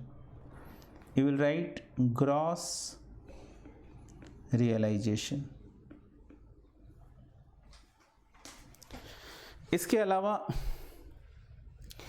आप देख सकते हो ये जो अपना अमाउंट कॉलम चल रहा, इस अमाउंट कॉलम का टोटल अपने, ये जो अमाउंट कॉलम चल रहा है इस अमाउंट कॉलम के टोटल को अपने कर लेंगे। एंड ये जो अमाउंट कॉलम है आप देख सकते हो, ये रेड इंक से जो क्रॉस मार्क किया हुआ है ये अमाउंट तो हमारे पास है ही है, प्लस ये ब्लू इंक से जो हमें दिख रहा है ये सरप्लस है। तो 12 लाख का सरप्लस प्लस ये रेड मिलाकर ये आपके पास सेटल करने के लिए पड़ा हुआ है। तो इससे आप सेटल करोगे तो इसे टोटल कर दोगे, आपका टोटल अमाउंट आ जाएगा जितना भी है। तो ये x प्लस 12 लाख जो भी अमाउंट आया वो आप लिख लीजिए, x plus 12L। This amount is available, surplus जो है आपके पास आप लिखेंगे assets available for, assets available for distribution, assets available for distribution x plus 12L। तो यहाँ तक हम लोग अच्छे तरीके से समझ लिए। ये बहुत इजी सा फॉर्मेट है, स्टेटमेंट ऑफ अफेयर्स। इसमें आपको क्या करना है, यहाँ पर अपने एसेट्स को 2 कैटेगरीज में डिवाइड किए हैं, और बहुत सिंपल है, बुक्स में दिया हुआ रहेगा कौन सा रियलाइजेबल वैल्यू है और कितना अमाउंट है, वो रियलाइजेबल वैल्यू लेकर आपको यहाँ पे पुट करना है। और जो लिस्ट बी है उसके अंदर में थोड़ा सा ध्यान रखना है, उसके अंदर में 5 कॉलम्स बनते हैं, पर्टिकुलर्स है, उसका ERV है, कितना आउटस्टैंडिंग है वो लिखना है, आपका डेफिसिट है, आपका सरप्लस है। सरप्लस होगा लास्ट कॉलम में जाएगा, डेफिसिट होगा लिस्ट E में जाएगा, जो कि हम लोग अब लाइबिलिटीज़ को बांटेंगे। याद होगा हमने अभी आपको जब ये स्टार्ट किया था तो क्रेडिटर्स को बांटा था, कितने कैटेगरीज में मैंने लाइबिलिटीज़ को डिवाइड किया था, तो बोलते हैं कि लाइबिलिटीज़ को अपने डिवाइड किए थे 5 कैटेगरीज में। याद है? बोला क्या क्या? तो बोले सर देखिए, एक तो आपने बोला था सिक्योर्ड वाला बैंक, दूसरा आपने प्रेफरेंशियल क्रेडिटर्स बोला, प्रेफरेंशियल क्रेडिटर्स डिटेल्स में पढ़ेंगे, नोट्स लिखेंगे। अभी प्रेफरेंशियल क्रेडिटर्स वही समझ रहे हैं जो कि प्रायोरिटी लिस्ट में पहले खड़े हो जाते हैं लेने के लिए। कौन है भाई? गवर्नमेंट है। गवर्नमेंट का जो रेवेन्यू डिपार्टमेंट का ड्यूज होगा वो पहले लेगा, ठीक है, विदिन 12 मंथ्स। उसका भी कुछ क्राइटेरिया है कि कौन सा वाला। तो गवर्नमेंट ड्यूज। फिर कौन है? बोला एम्प्लॉयज़ लोग भी प्रेफरेंशियल क्रेडिटर्स के ही लिस्ट में आते हैं, जैसे कि उनका प्रोविडेंट फंड का रुपया बाकी हो या उनका कोई भी एक्रूड हॉलीडे रेमुनरेशन हो, ये सारे चीज़ प्रेफरेंशियल क्रेडिटर्स के लिस्ट में आते हैं, जो कि सेक्शन 327 में स्पेसिफाई किया गया है। फिर इसके बाद क्या आता है? तो बोलते हैं इसके बाद हम लोग प्रेफरेंशियल क्रेडिटर्स के बाद आते हैं दैट इज अनसिक्योर्ड क्रेडिटर्स, ठीक है ना, या secured creditors by floating charge. एक फिक्स चार्ज होता है, दूसरा होता है फ्लोटिंग चार्ज। सर ये बात एक बार समझा दीजिए, कॉपी नहीं करना है। Fix charge and floating charge, हम लोग यदि बात करें दोनों में क्या डिफरेंस है। देखो ये है बैलेंस शीट मेरा, आप कुछ नोट अभी नहीं लिख रहे हो, सिर्फ सुन रहे हो। ये मेरा बैलेंस शीट है। इस बैलेंस शीट में इधर है लैंड एंड बिल्डिंग से 1 करोड़ रुपए का, 100 लैक्स। फिर है मेरे पास प्लांट एंड मशीनरी, और प्लांट एंड मशीनरी से 60L का है। तो land and building, plant and machinery, और मेरे पास गोल्ड भी है, और गोल्ड मेरे पास से 30L का है। हम लोग अच्छी तरीके से जानते हैं कि इस गोल्ड को अपने क्या किए हैं, स्पेसिफिकली मॉर्गेज कर दिए, इस गोल्ड को अपने क्या किए हैं, स्पेसिफिकली मॉर्गेज कर दिए। ये गोल्ड हमारे पास नहीं है, इस गोल्ड को हमने क्या किया है, स्पेसिफिकली मॉर्गेज किया है। तो इसका मतलब ये गोल्ड इज बेसिकली क्या, on gold the fix charge is created. हमने जो लोन लिया है वो फिक्स चार्ज क्रिएट करके लिया। तो इसका मतलब है मैं यहाँ से बैंक लोन लिख रहा हूँ, एंड बैंक लोन में यहाँ पे लिखा हुआ है बैंक लोन, और उसके नीचे लिखा हुआ है secured on mortgage of gold, mortgage of loan gold, sorry, secured on mortgage of gold. तो यहाँ पे जो आपको बैंक लोन का अमाउंट दिख रहा है, से बैंक लोन का अमाउंट अपना 48 लाख था, सपोज कर लो। तो ये 48 लाख हमारा बैंक लोन का अमाउंट हो गया, जो कि गोल्ड के ऊपर हमने ये गोल्ड को मॉर्गेज करके लिया। अभी मेरे पास ना यहाँ पर डिवेंचर्स भी है, से यहाँ पर डिवेंचर्स है, और वो डिवेंचर्स का अमाउंट से यहाँ पर 25 लाख रुपए है। अच्छा, लिखा हुआ है secured by floating charge, question में लिखा हुआ रहेगा सिक्योर्ड बाय फ्लोटिंग चार्ज, इसके ऊपर फ्लोटिंग चार्ज किया हुआ। अब आपको समझना होगा कि फ्लोटिंग चार्ज क्या है। फ्लोटिंग चार्ज का मतलब होता है कि मैं ये डिवेंचर्स इशू करते समय किसी स्पेसिफिक एसेट्स को प्लेज नहीं किया, मैंने किसी भी स्पेसिफिक एसेट्स को प्लेज नहीं किया है। ये डिवेंचर्स वाला लोन लेते समय मैंने कोई भी स्पेसिफिक एसेट्स, हमारे पास अब 2 ही एसेट्स तो फ्री थे, क्या क्या, बोला land and building, plant and machinery, ये 2 एसेट्स हमारे पास फ्री थे। तो मैंने इनको कोई भी एसेट्स गिरवी नहीं किया, और स्पेसिफिक गिरवी नहीं किया। इसका मतलब अब यदि फ्लोटिंग चार्ज है तो उस केस में क्या होगा, तो बोलते हैं उस केस में ये डिवेंचर होल्डर्स का राइट्स बन जाता है लैंड एंड बिल्डिंग के ऊपर भी, प्लांट एंड मशीनरी के ऊपर भी, और यदि गोल्ड से सरप्लस आया तो उस सरप्लस के ऊपर भी। फिक्स चार्ज में क्या होता है, ये बैंक लोन वाला अल्टीमेटली अपना डेट्स को रिकवर करने के लिए ये गोल्ड को बेचेगा। फिक्स चार्ज तो ये है, उन्हीं के कस्टडी में मेरा पड़ा हुआ, उन्हीं के पास राइट्स है, वही इनिशिएट करेंगे, वही लिक्विडेट करेंगे, और अल्टीमेटली वही रिकवर भी कर लेंगे अपना। और सरप्लस हुआ तो मेरे हाथ में देंगे, और डेफिसिट हुआ तो बोलेंगे भाई हमें तो मेरा ही उनका ही रुपया अभी पूरा रिकवर नहीं हुआ, तो वो फिर से लाइन में खड़े हो जाएंगे कि मेरे को पैसे दीजिए, और मेरा भी पूरा आउटस्टैंडिंग क्लियर नहीं हुआ। जो मैंने यहाँ पे क्लियर आपको बताया था, यहाँ पे गोल्ड में मैंने सरप्लस लाया था, और आप इन्वेंट्री मतलब बैंक ओवरड्राफ्ट हमने जो लिया था वो अल्टीमेटली वहाँ पे मेरा डेफिसिट खड़ा हुआ था। तो वैसे ही यहाँ पर फिक्स चार्ज का मतलब हो गया कि मैंने उस एसेट्स का राइट्स ऑफ सेल उनके पास दे दिया। फ्लक्चुएट मतलब फ्लोटिंग चार्ज में क्या होता है कि मेरा कोई नया एसेट्स भी आएगा ना, जो यहाँ पर जिस दिन ये बैलेंस शीट बना है वो उस दिन यदि मेरा कोई नया एसेट्स फ्यूचर में भी आएगा तो उस एसेट्स के ऊपर इस डिवेंचर होल्डर्स का राइट्स होगा, फ्लोट कर रहा है। ऐसा है कि वो उनका राइट्स भी फ्लोट कर रहा है। यदि फ्यूचर में जाकर ये लैंड एंड बिल्डिंग बिक गया और कंपनी हेल्दी है, लिक्विडेशन नहीं हो रहा है, तो उस केस में कोई प्रॉब्लम नहीं है। इसके बदले में एक नया एसेट्स आ गया, इन्वेस्टमेंट इन शेयर्स, तो बोलते हैं इन्वेस्टमेंट इन शेयर्स 50 लाख का आ गया, तो बोलते हैं उस केस में इस डिवेंचर होल्डर्स का राइट्स इस नए एसेट्स के ऊपर यानी प्लांट एंड मशीनरी और इन्वेस्टमेंट इसके ऊपर भी आ जाएगा। तो सीधी सी बात हुई, 2 बात ही हम लोग समझे। चार्ज 2 तरह का होता है, एक फिक्स्ड और दूसरा होता है फ्लोटिंग। फिक्स्ड में क्या होता है कि वो एक स्पेसिफिक एसेट्स केवल अपने पास रखता है और उसका और कोई अधिकार नहीं होता, फिर वो जनरल कैटेगरीज में चला जाता है।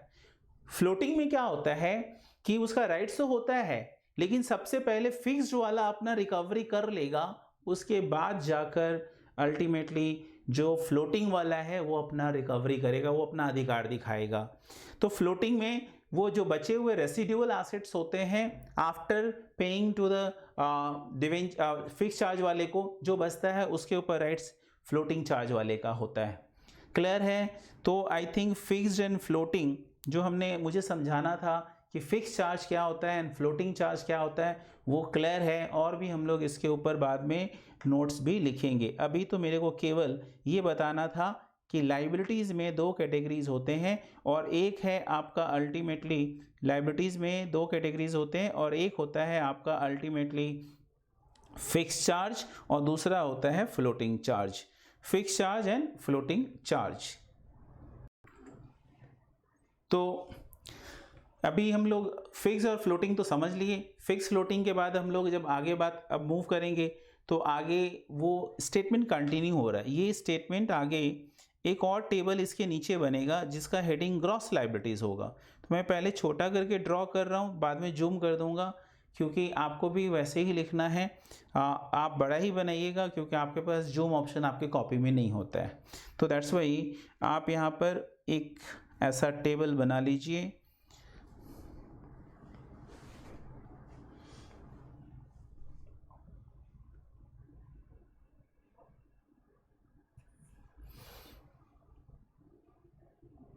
राइट साइड में एक कॉलम होगा जो कि अमाउंट के लिए होगा, और लेफ्ट साइड में एक कॉलम होगा ये भी अमाउंट के लिए होगा। दो दो कॉलम इस बार चलेंगे, और हेडिंग होगा ग्रॉस लायबिलिटी। क्या होगा? हेडिंग क्या होगा? Gross liability. तो हेडिंग डाल देंगे सबसे पहले ग्रॉस लायबिलिटी।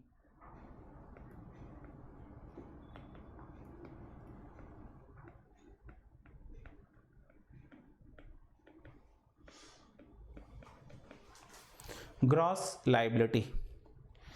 और ग्रॉस लायबिलिटीज में आप इधर में रुपी का सिंबल दे दीजिए, राइट साइड में, लेफ्ट साइड में भी रुपीस का सिंबल देंगे। ठीक है। अब इसके अंदर में सबसे पहले आप हेडिंग डालोगे किसका? तो बोलते हैं यहाँ पर अपने अब हेडिंग डालेंगे कि वो क्रेडिटर्स, अब यहाँ पे लायबिलिटीज़ की बात करनी है तो पहले वो जो कि सिक्योर्ड है, जैसे कि बैंक लोन जो मैंने ले रखा था ना, तो उन्हें रुपए देने हैं कि अब नहीं, वो तो पहले रिकवर कर लिए।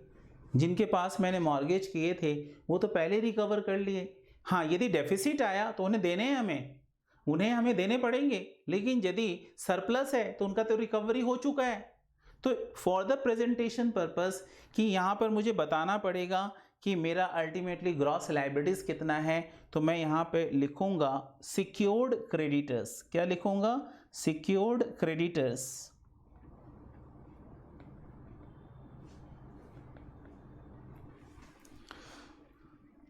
कवर्ड बाय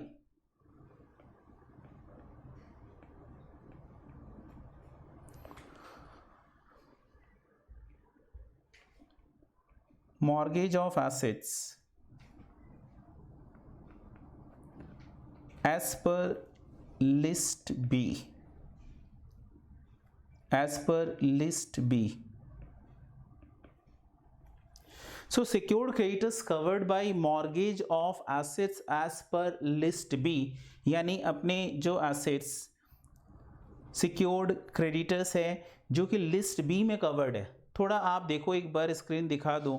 अब आपको बताना है ये देखकर नंबर्स कि कौन सा क्रेडिटर सिक्योर्ड है, मुझे ये अमाउंट कौन सा अमाउंट का बात कर रहा है। ये आप देख लीजिए, मेरे पास दो लोन है। एक है आपका गोल्ड लोन जो कि 48L का है, और दूसरा है इन्वेंट्री 52L का। तो आपको नंबर्स का आंसर करना है कि अल्टीमेटली यहाँ पर मेरा कितना अमाउंट आएगा। गोल्ड लोन 60L है, गोल्ड का रियलाइजेबल वैल्यू 60L है, इन्वेंट्री का रियलाइजेबल वैल्यू 35L है। आपको सोचना है कि मैं यहाँ पर जो अमाउंट बता रहा हूँ, secured creditors covered by mortgage of assets as per list B, तो वो कितना कवर्ड हो गया था, ये आंसर आपको बताना है नंबर वाइज आंसर बोलिए क्या होगा। 48 होगा, 52 होगा, दोनों मिलाकर 100 होगा, या कुछ और होगा। आपको भी मैं आप ही से पूछ रहा हूँ, आप सोचो बेटा, सोच के बताओ तो आपको मैं समझ पाऊँगा कि हाँ ठीक है आप समझे हो या नहीं। तो कितना होगा, तो देखो ठीक से आपने सोच लिया, तो अब आपको ध्यान देना है। 60 लाख में 48, हमारा 60 लाख एसेट्स का वैल्यू एंड 48 आउटस्टैंडिंग है, तो ये तो पूरा कवर्ड है, तो इसलिए ये 48 होगा, ठीक है, ये 48 कवर्ड होगा। लेकिन इन्वेंट्री वाले मामले में मेरा आउटस्टैंडिंग कितना है 52, बट कवर्ड तो सिर्फ 35 ही हो पा रहा है ना, पूरा का पूरा थोड़ी कवर हुआ। फिर से बोल रहा हूं, यहां पर 48 फुल कवर्ड है, ये हमारा कंप्लीट है, ये पूरा का पूरा कवर्ड है, इसमें कोई प्रॉब्लम नहीं है। गोल्ड लोन जो बैंक से लिया उसका पूरा रिकवरी हो जा रहा है उसका, वहां कोई प्रॉब्लम नहीं है। लेकिन ये इन्वेंट्री वाले मामले में आ जाइए, इन्वेंट्री में उसका कितना कवर्ड है, तो बोलते हैं इन्वेंट्री के मामले में एस्टिमेटेड रियलाइजेबल वैल्यू है 35 लैक्स और जिसमें आउटस्टैंडिंग है 52, अगला का बनता है 52 लैक्स और जो मेरा एसेट्स उसके पास गिरवी पड़ा हुआ है उसका रियलाइजेबल वैल्यू है सिर्फ 35 लैक्स। तो क्या पूरा का पूरा रिकवर हो पाएगा उसका? आंसर है नहीं हो पाएगा बेटा, वो मैक्सिमम हमसे 35 ही रिकवर कर पाया। तो इसका मतलब है कि 35 और 48 दोनों मिलकर जो अमाउंट आता है दैट इज कितना 83।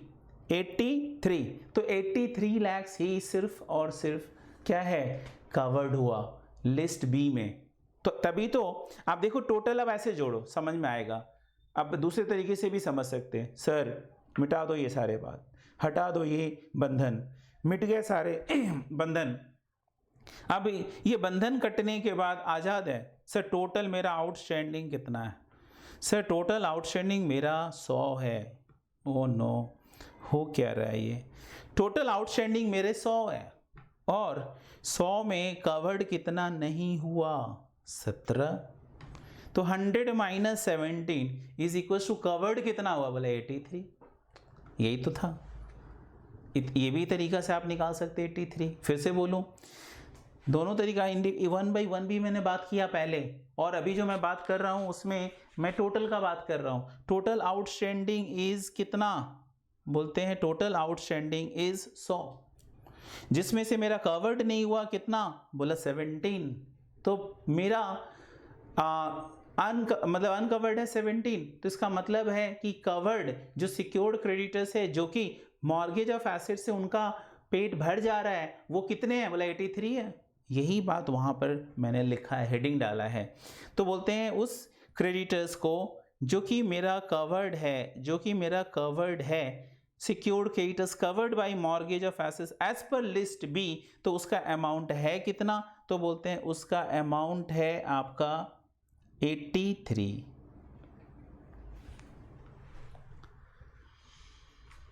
उन्हें देने कितने हैं आपको? अब 83 तो ऑलरेडी वो कवर्ड हो चुके थे, तो जो अमाउंट मेरे पास ये अवेलेबल है, ये वाला पे भी ध्यान देना, ये जो अमाउंट अवेलेबल है क्या मुझे इनमें से सिक्योर्ड वाले को देना है क्या? तो बोलते हैं नहीं, सिक्योर्ड वाला तो अपना ले लिया, तभी तो उसके बाद मेरे पास ये बैलेंस बचा हुआ है दैट इज x + 12l। तो इसका मतलब है कि ये जो अमाउंट आपको दिख रहा है ना x + 12l, this is available not for the secured creditors because secured का सेटल होने के बाद ही तो ये अमाउंट आया था x + 12l। दैट्स वाई यहां पर ये अमाउंट में अल्टीमेटली सिक्योर्ड क्रेडिटर्स का कोई राइट्स नहीं बचता है, इसीलिए यहां पर डैश होगा, यहां पर डैश होगा। यहां पर क्यों आया? क्योंकि हमें ग्रॉस लायबिलिटीज दिखाना है और यदि उनका पेमेंट बाकी है तो राइट साइड में भी आता कि मैं इतना पेमेंट करूंगा। मेरे पास टोटल पेमेंट अवेलेबल कितना है? x + 12l अवेलेबल है और ये कितना देने के बाद है? तो बोलते हैं ये 83 देने के बाद है, 83 सेटल करने के बाद है। तो ये बात तो क्लियर हो गई ना, सम्स के थ्रू अच्छे से क्लियर होगा। बट फिर भी यहाँ पे नंबर्स है और जब नंबर्स इन्वॉल्व होता है तो वहाँ पर आप इजीली चीज़ों को क्या कर सकते हैं? कैप्चर कर सकते हैं। तो यहाँ पर अपने इजीली चीज़ों को कैप्चर कर पा रहे हैं। क्लियर है? अब आगे अपने इसके बाद हमारा आ जाता है क्रेडिटर्स कौन कौन बच गया।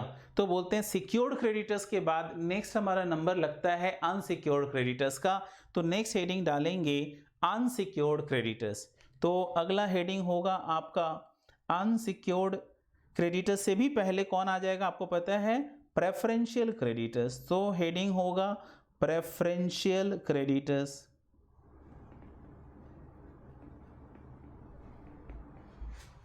Preferential creditors as per list C, as per list C. अब अभी तो हमने कोई नंबर्स डाला नहीं है, तो ये ध्यान रखेंगे कि प्रेफरेंशियल मतलब कौन कौन है मैंने बताया है। Amount due to the revenue department, amount due to the employees, ठीक है, उनका एक्रूड हॉलीडे रेमुनरेशन है, प्रोविडेंट फंड है, यदि कोई डिस्प्यूट है उनका मतलब ईएसआई है, इंश्योरेंस वगैरह है, वो सारा आ जाएगा प्रेफरेंशियल क्रेडिटर्स। और उसके लिए सेक्शन 237 है, 236 ओवरराइडिंग प्रेफरेंशियल है और 237 इज द प्रेफरेंशियल क्रेडिटर्स। और उसके लिए अलग से लिस्ट बनाकर अमाउंट पता करना पड़ेगा कि अल्टीमेटली प्रेफरेंशियल क्रेडिटर्स का अमाउंट होगा कितना, तो प्रेफरेंशियल क्रेडिटर्स के अमाउंट निकाल कर करेंगे। सो यहाँ पर अपने बात करेंगे कि प्रेफरेंशियल क्रेडिटर्स का अमाउंट जो आया, वो प्रेफरेंशियल क्रेडिटर्स का जो अमाउंट आया, सॉरी, तो प्रेफरेंशियल क्रेडिटर्स का अमाउंट दोनों तरफ जाएगा, इधर में जो देना है वो भी लिखिए। और ऑब्वियस है आप जब प्रेफरेंशियल क्रेडिटर्स को दे देंगे तो ये जो अमाउंट आप दे रहे हैं ना x + 12L, ये अमाउंट आपका अवेलेबल है for the distribution.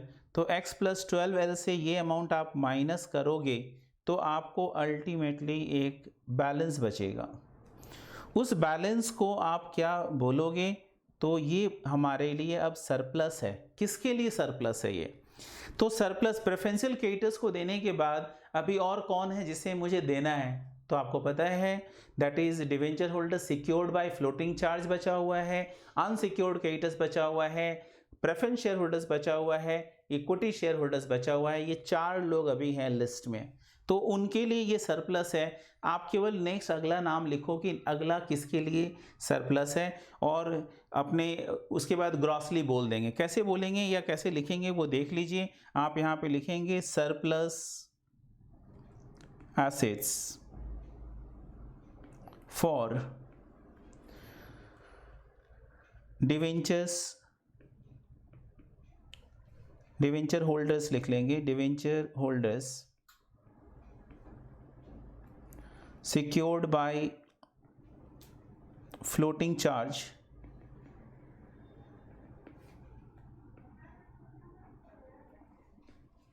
surplus asset for debenture holders secured by floating charge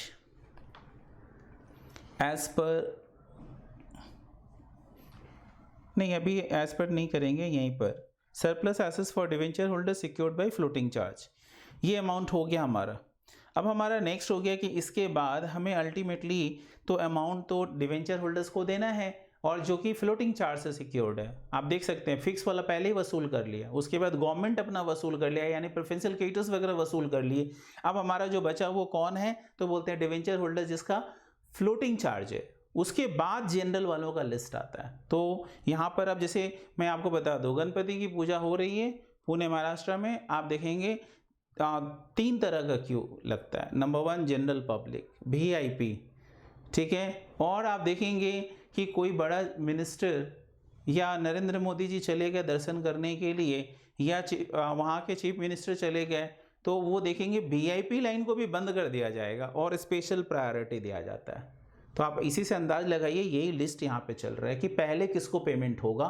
तो ये बहुत आसान हो जाता है आपको समझना, एकदम ईजिली आपके दिमाग में जाएगा। ये इंसिडेंट मतलब ये स्टोरी को कनेक्ट करके रखिए, तो आप समझ सकते हैं कि सबसे पहले वो लोग खुद ही मतलब सिक्योर्ड वाला ले लिया, सिक्योर्ड वाले के बाद बचा प्रेफरेंशियल क्रेडिटर्स, गवर्नमेंट वाला ले लिया, उसके बाद जो बचा अभी भी उसका फ्लोटिंग चार्ज वाला लेगा, उसके बाद जो बचा वो जनरल पब्लिक के लिए, उसके बाद बचा तो प्रेफरेंस शेयर होल्डर्स, उसके बाद बचा तो वो किसके लिए है, तो वो इक्विटी शेयर होल्डर्स के लिए है। बचा तो नेगेटिव भी बचा तो वो इक्विटी शेयर होल्डर्स के ही मत्थे गिरेगा। तो अल्टीमेटली यहाँ पे लिखेंगे secured assets for debenture holders secured by floating charge. अब यहाँ पे लिखेंगे आपका डिवेंचर होल्डर्स, हेडिंग डाले डिवेंचर होल्डर्स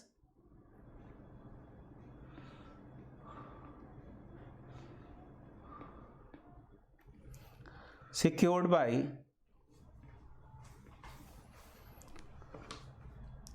या डिवेंचर्स खाली लिखो, ज़्यादा बेटर होगा। डिवेंचर्स और loan secured by floating charge,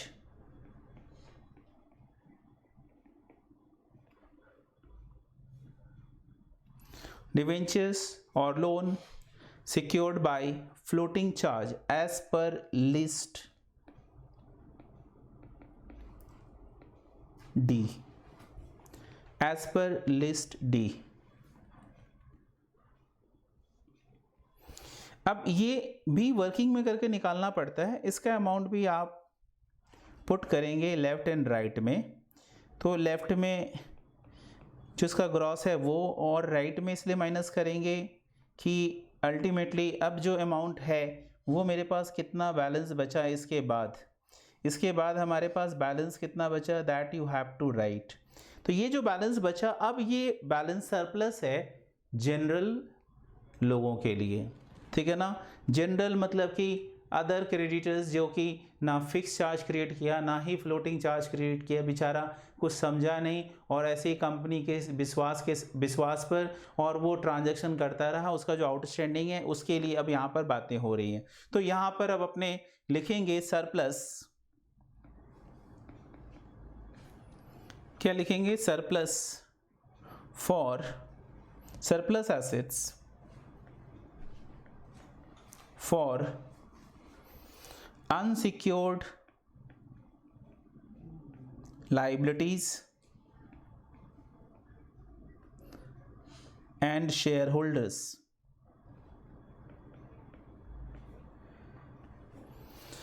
ये सरप्लस आने के बाद नेक्स्ट आप मूव करोगे और फिर इसके आगे आपको लिखना है किसका बैलेंस बच गया, तो बोलते हैं बैलेंस बचा। अब लिस्ट ई लिखेंगे तो then you will give the heading unsecured creditors, लिखेंगे unsecured creditors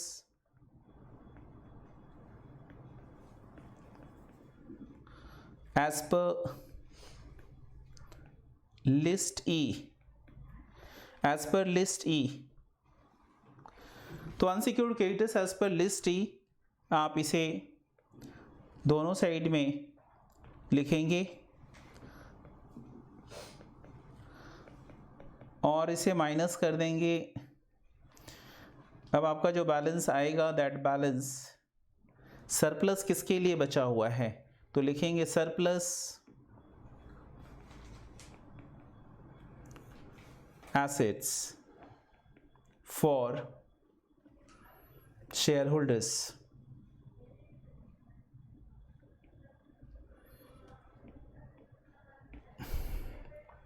surplus assets for share holders.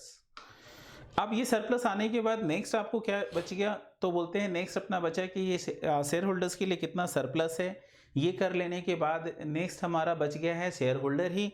तो अब शेयर होल्डर्स में दो कैटेगरीज है, प्रेफरेंस शेयर होल्डर्स है और इक्विटी शेयर होल्डर्स है। इक्विटी शेयर्स में भी आपका विद डिफरेंशियल राइट्स होता है, हम लोग उसकी बात नहीं कर रहे हैं, हम लोग नॉर्मल ये दो कैटेगरीज लेके चलेंगे।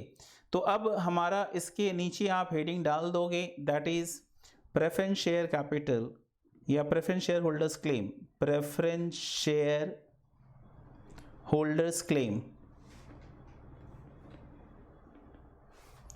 As per list F, as per list F. तो ये अमाउंट जो है आपका ध्यान रखेंगे कि सिर्फ अब राइट साइड में आएगा, लेफ्ट साइड वाला क्लोज हो चुका है। आप लेफ्ट साइड वाले को टोटल कर दो यहाँ पर। अब बोलेंगे सर लेफ्ट साइड में क्यों नहीं आया, बोले बेटा थर्ड पार्टीज लाइबिलिटीज खत्म ना, और ये जो आप लेफ्ट साइड में चला रहे थे वो थर्ड पार्टीज लाइबिलिटीज चल रहा था, इसीलिए लेफ्ट साइड वाला ख़त्म हो गया।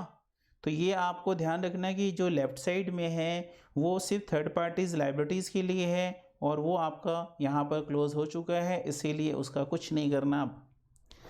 लेकिन राइट साइड में भी चल रहा है, राइट साइड में जो अमाउंट अवेलेबल है वो surplus assets for share holders है और उसमें से अपने क्लेम निकाले, preference share holders claim as per list F, और प्रेफरेंस शेयर होल्डर्स का क्लेम निकलने के बाद जो बैलेंस बचा वो अल्टीमेटली आपका इक्विटी शेयर होल्डर्स के लिए है।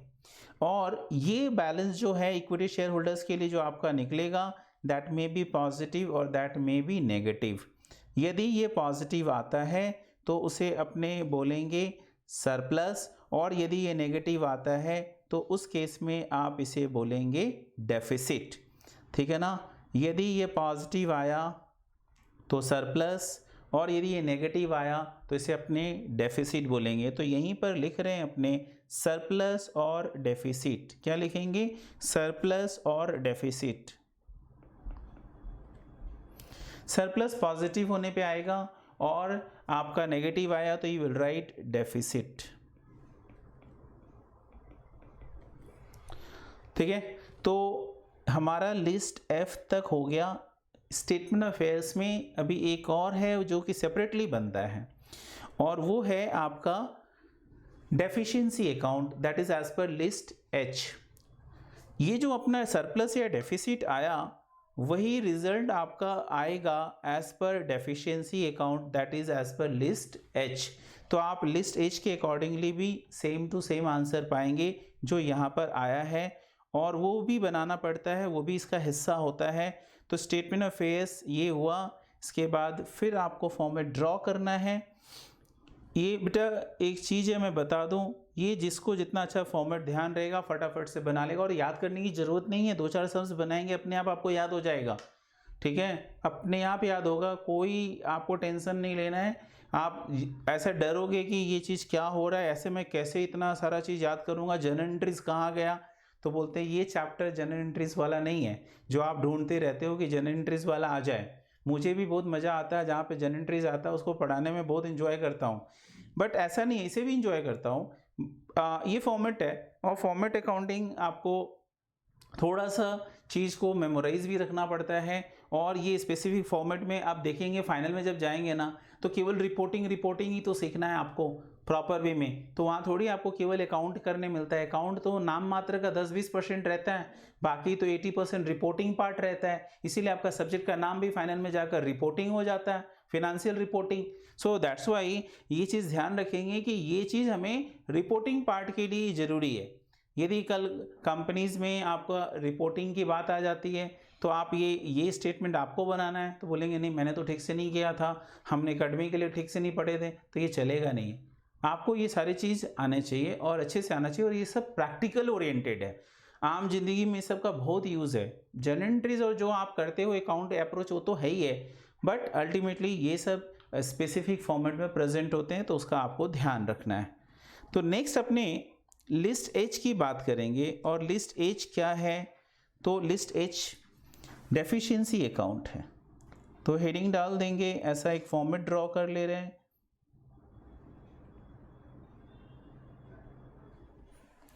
और यहाँ पर आप हेडिंग डाल देंगे लिस्ट एच डेफिशिएंसी अकाउंट। तो हेडिंग में आप लिखेंगे लिस्ट एच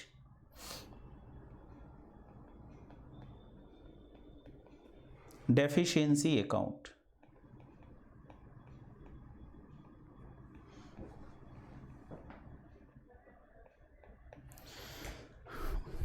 डेफिशिएंसी अकाउंट। अब क्वेश्चन जानते हो क्या आता है मन में इसमें, और एक फॉर्मेट अमाउंट की अमाउंट कॉलम भी ऐड कर दो, पर्टिकुलर्स और अमाउंट रहेंगे।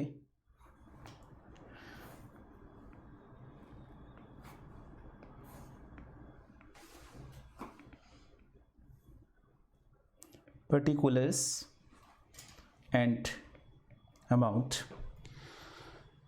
अब मैं फिर एक कहानी बोलने जा रहा हूँ। ये डेफिशिएंसी अकाउंट के लिए बहुत इजी है यदि आपको स्टोरी याद रहेगा तो। एक बात बताओ, कोई कंपनी की फिनेंशियल कंडीशन जो ख़राब हो जाती है, तो क्या आप ऐसा बोल सकते हो कि उस कंपनी का फिनेंशियल कंडीशन ओवरनाइट और ओवर 1 ईयर ही ख़राब हो गया हो? नहीं, स्ट्रेस एसेट्स होने में टाइम लगता है। क्या होता है, जब वो फेलियर पे फेलियर उसको मिलता रहता है, तब जाकर अल्टीमेटली वो डेट फेल करने लग जाता है। तो बोलते हैं कि अपने कंपनी के केस में डेफिशिएंसी अकाउंट क्या शो करता है? ये शो करता है कि कंपनी एटलीस्ट पीछे जाकर, कम से कम एटलीस्ट 3 इयर्स पीछे चला जाए और 3 इयर्स बैक जाकर रिपोर्ट करे कि 3 साल पहले से रिपोर्ट करिए, ये डेफिशिएंसी अकाउंट में बताइए कि 3 साल पहले सरप्लस में कितना बैलेंस था। उस समय रिजर्व सरप्लस बोलते थे, तो रिजर्व एंड सरप्लस यानी कि सरप्लस में क्या बैलेंस था, नेगेटिव था, पॉजिटिव था, वो बताइए। और ये लास्ट 3 इयर्स में आप बताइए कि आपका बिजनेस प्रॉफिट किया या लॉस किया। अब ऑब्वियस सा बात है, यदि आपका बिजनेस लॉस में कंटिन्यूअसली चल रहा है, ठीक है, तभी तो जाकर उसका स्ट्रेस एसेट्स यानी स्ट्रेस बढ़ेगा और दैट मीन्स कि उसके डिफॉल्ट्स बढ़ेंगे। तो बोलते हैं कि कंपनी जब स्ट्रेस एसेट्स उसके पास एकमुलेट हो जाते हैं, स्ट्रेस एसेट्स जब उसके पास एकमुलेट हो जाते हैं, तब जाकर लिक्विडेशन बेसिकली उस सिचुएशन में लिक्विडेशन राइज होता है। उस सिनारियो में अपने लिक्विडेशन की बात करते हैं। तो यहाँ पर हम लोग डेफिशिएंसी अकाउंट में ये इंडिकेट करते हैं कि लास्ट 3 इयर्स में कंपनी के साथ क्या हुआ, और वही जो ये आपका आएगा अल्टीमेटली वही चीज शो करेगा डेफिशिएंसी अकाउंट में। तो you should start with the surplus balance और the PL balance at least 3 years पहले क्या था। 5 साल से भी स्टार्ट कर सकते हैं, क्योंकि ऐसा हम नहीं बोल सकते हैं कि विद इन अ ईयर ये कहानी हो जाता है। एग्जाम्पल के तौर पे जेपी एसोसिएट्स 2007-8 में क्या बढ़िया कंपनी थी, कितना बढ़िया परफॉर्म कर रही थी। ऐसा लग रहा था कि एक L&T लार्सन एंड टूब्रो जैसी कंपनी ये बन जाएगी, और ये कब हो रहा था, 2008, 9, 6, 7, 8, 9 के सिनारियो में ऐसा हो रहा था। क्या ऐसा हमेशा पॉसिबल हुआ क्या आगे? तो जाकर आगे पता चला नहीं, ये कंपनी तो स्ट्रेस एसेट्स से घिर गई और ये डिफॉल्ट करने लग गई। उस समय आप जेपी एसोसिएट्स का शेयर्स का दाम 200 रुपये चल रहा था, आज 2 रुपये चलता है। आप डिफरेंस देख लीजिए, 202 रुपये। इसका मतलब है वो स्ट्रेस एसेट से घिरा हुआ है। कुछ लोग आप जानते होंगे, लीजेंड इन्वेस्टर राकेश झुनझुनवाला, वो भी चार्टर्ड अकाउंटेंट हैं। तो वो इस कंपनी में 14 रुपये या 16 रुपये के लेवल पे काफ़ी इन्वेस्टमेंट किए रिसेंट में। ये मैं 1-2 साल का कहानी बता रहा हूँ। तो लोग उसको फॉलो करके इन्वेस्ट कर दिए, बट ऐसा नहीं है। जब कंपनी स्ट्रेस में है तो आप अपने फंड को देखिए, क्या आपके पास उतने सरप्लस फंड है कि आप 10 साल 20 साल कंपनी का लिक्विडेशन तक इंतजार करेंगे। तो बोलते हैं ये सारी चीज़ों को देखकर ही आपको इन्वेस्टमेंट करने चाहिए। ऐसा नहीं है कि ब्लाइंडली राकेश झुनझुनवाला को आप फॉलो कर रहे हैं। उनके पास बहुत पैसे हैं, वो कहीं जगह से कमा रहे हैं, और क्या सोच के क्या इंटेंशन से वो इन्वेस्ट कर रहे हैं वो आपको नहीं पता है, ना वो आपसे शेयर करेंगे। इसीलिए आप ठीक है, आप फॉलो करिए किसी को कर रहे हैं, बट बहुत सारे फैक्ट होते हैं, उसको देखकर अल्टीमेटली अपने बहुत सारे चीज़ों को देखकर ये डिसीजन लेते हैं। तो अल्टीमेटली यहाँ पर अपने डेफिशिएंसी अकाउंट की बात कर रहे हैं, तो डेफिशिएंसी अकाउंट में अपने क्या दिखाएंगे, 3 साल मिनिमम। तो 3 साल पहले पीएल बैलेंस क्या था, तो और items contributing to deficiency and items reducing deficiency, ये लिस्ट बनता है। ऐसा क्या हुआ होगा 3 साल में जिससे हमारा डेफिशिएंसी बढ़ गया, और ऐसा क्या हुआ होगा लास्ट 3 इयर्स में जिससे मेरा डेफिशिएंसी कम हो गया। तो इस बात के लिए डेफिशिएंसी अकाउंट बनाया जाता है। तो आप स्टार्ट करेंगे with the profit and loss या सरप्लस बैलेंस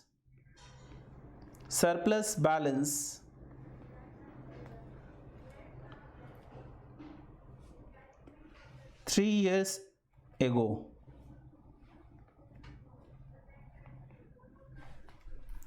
तीन साल पहले जो आपका सरप्लस बैलेंस है वो लिख दीजिए। अच्छा, इससे ज़्यादा भी हो सकता है, तो आप इस पे कंफ्यूज नहीं होंगे। ये एट लीस्ट है, तो आप लिख देंगे एट लीस्ट, ठीक है, at least 3 years ago।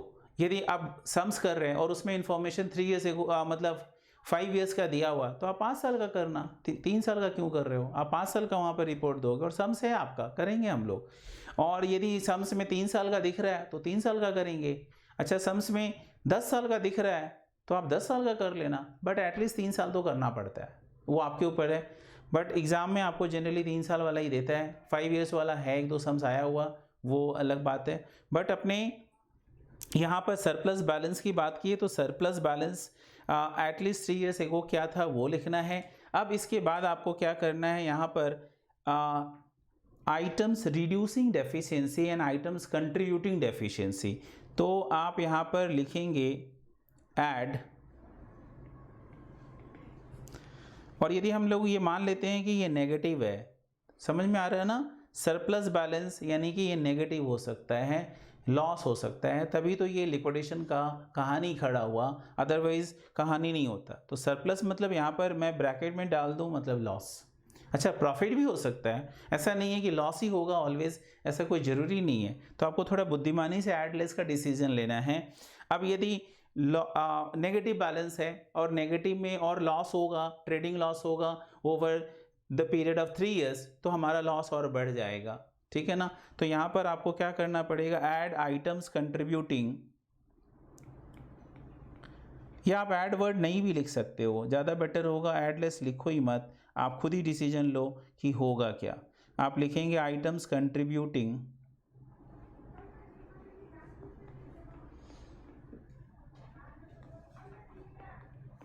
To deficiency, items contributing to deficiency. तो ऐसा क्या आइटम्स है जो कि डेफिशिएंसी को बढ़ा देता है, उस आइटम को आपको सोचना है and you have to put the items here. तो आइटम्स कंट्रीब्यूटिंग टू डेफिशिएंसी, जैसे कि आपका लिख रहा हूं यहां पर trading loss, trading loss over the period of 3 years, over the period. अब यहाँ पर 3 साल है तो 3, 5 साल हो तो 5 साल का ट्रेडिंग लॉस हो सकता है कि ट्रेडिंग प्रॉफिट है, सो आइटम्स रिड्यूसिंग डेफिशिएंसी होगा, वो वहाँ पर अपने दिखाएंगे। तो trading loss over the period of 3 years जो हुआ, उसके कारण आपका डेफिशिएंसी बढ़ जाएगा। और क्या होगा, आइटम्स कंट्रीब्यूटिंग टू डेफिशिएंसी, तो आप ऐसा देखोगे कि जो बुक्स में एसेट्स का वैल्यू दिखाया हुआ है, book value of assets, and जो एसेट्स का वैल्यू आपका अल्टीमेटली शो किया हुआ है कहाँ पर, एसेट्स का वैल्यू जो आपका एस्टिमेटेड रियलाइजेबल वैल्यू में दिया हुआ, दोनों डिफर कर रहा है। फॉर एग्जांपल, मेरा जो गोल्ड था, डिपॉजिट मॉर्गेज किया हुआ था, तो उसका 60 lakhs मुझे आज मार्केट वैल्यू था, और मेरा लोन आउटस्टैंडिंग था 48 lakhs। तो मान लो मेरे बुक्स में गोल्ड है 30 लाख, मार्केट वैल्यू है 60, थोड़ा फिगर अलग कर दो, 55 lakhs। तो 30 लाख बुक में, मार्केट में 55, तो 25 I will fetch extra, so that 25 will be, यहाँ पर मेरा क्या हो जाएगा, मेरे लॉस को कम करेगा। बट ऐसा मैं फर्नीचर दिखा रखा हूँ, प्लांट दिखा रखा हूँ बुक्स में से 100 लाख रुपए का, मार्केट में बेचने जा रहा हूँ, उसके बदले में 100 के बदले में मुझे मिलेगा से 30 lakhs। तो 100 कहाँ 30, 70 लाख से मेरा लॉस क्या हो जाएगा, बढ़ जाएगा। तो आइटम्स कंट्रीब्यूटिंग टू डेफिशिएंसी में क्या होगा, तो आपका डिफरेंस यदि हमारा क्या होता है, एस्टिमेटेड रियलाइजेबल वैल्यू और जो बुक वैल्यू, उसके बीच का डिफरेंस, तो यहाँ पर आपका क्या हो जाएगा, रिवैल्यूएशन लॉस, रिवैल्यूएशन लॉस, ठीक है। अच्छा, revaluation loss on the date of, ये आप ब्रैकेट में लिख लो, on the date of preparing statement of affairs, on the date of preparing statement of affairs,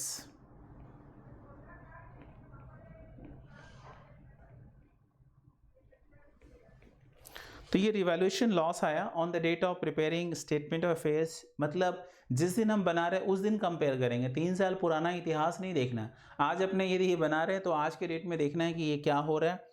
और यदि मान लेते हैं कि लॉस के सिचुएशन में भी कंपनी डिविडेंड पे कर रही है, आप जानते हैं पेमेंट ऑफ डिविडेंड, तो यदि कंपनी डिविडेंड पे कर रही है, अरे लॉस में चल रहे हो और डिविडेंड पे कर रहे हो, ये कैसा कंपनी है भाई, तो ये तो लॉस को और बढ़ा देगा। समझ रहे, आप बीमार हो और बोल रहे हो कि भाई हम फिजिकल मेहनत करेंगे, और तो और बीमार हो जाओगे, रेस्ट लो, ठीक हो जाओ, कोरोना से रिकवर करो, ये करो ना, कोरोना बोलता है ये करो ना, मतलब कि इम्यूनिटी बढ़ाओ ना, और ये बीमारी वाला काम मत करो, बाहर जाओ तो थोड़ा प्रोटेक्शन के साथ जाओ। तो यदि ऐसा सिनारियो होता है कि company is running in a loss, but उस सिचुएशन में आप क्या कर रहे हो कि कंपनी लॉस में चल रही है और आप वैसे हालात में क्या कर रहे हैं, तो बोलते हैं वैसे हालात में आप डिविडेंड पे कर रहे हो। अरे भाई साहब ऐसा मत करो, ऐसा करने से आपका वर्किंग कैपिटल कम हो जाएगा और आपकी कंपनी और नीचे चली जाएगी। तो यानी यहाँ पे लिखेंगे डिविडेंड पेड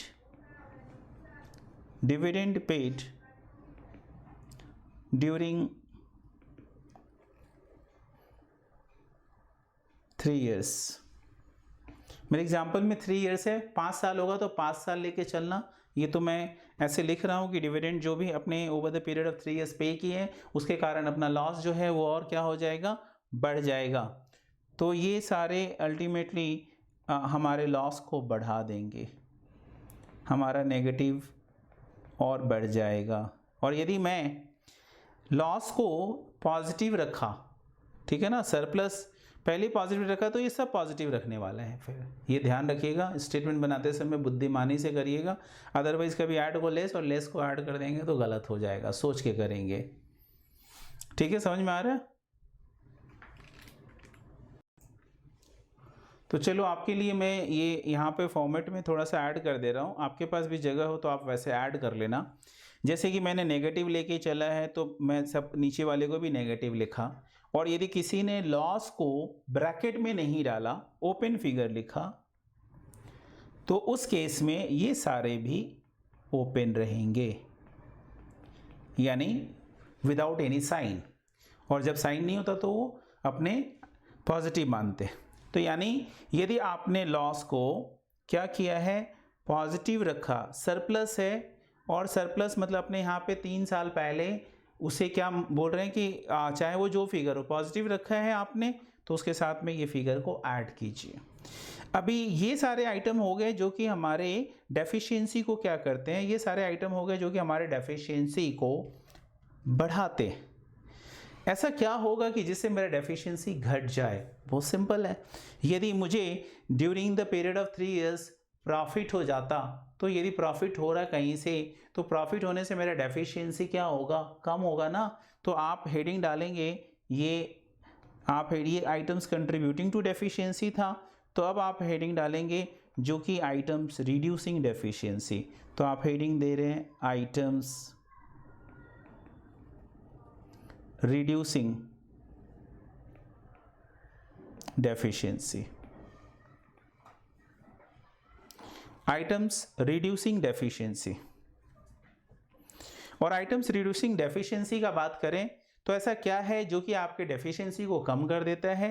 तो बोलते हैं पहला आप लिखेंगे, फर्स्ट जो है वो यदि मेरा ट्रेडिंग क्या हो जाए, बोलते हैं ट्रेडिंग प्रॉफिट हो, यानी कि आपने कमाई किए हैं, कंपनी लॉस में नहीं चल रही थी। और ऐसा हो ही सकता है, आप तो जानते हैं ना कि कंपनी खुद ही जाकर ट्राइब्यूनल के पास चिल्लाए कि मुझे तो लिक्विडिटी बंद करना है, कंपनी नहीं चलाना है।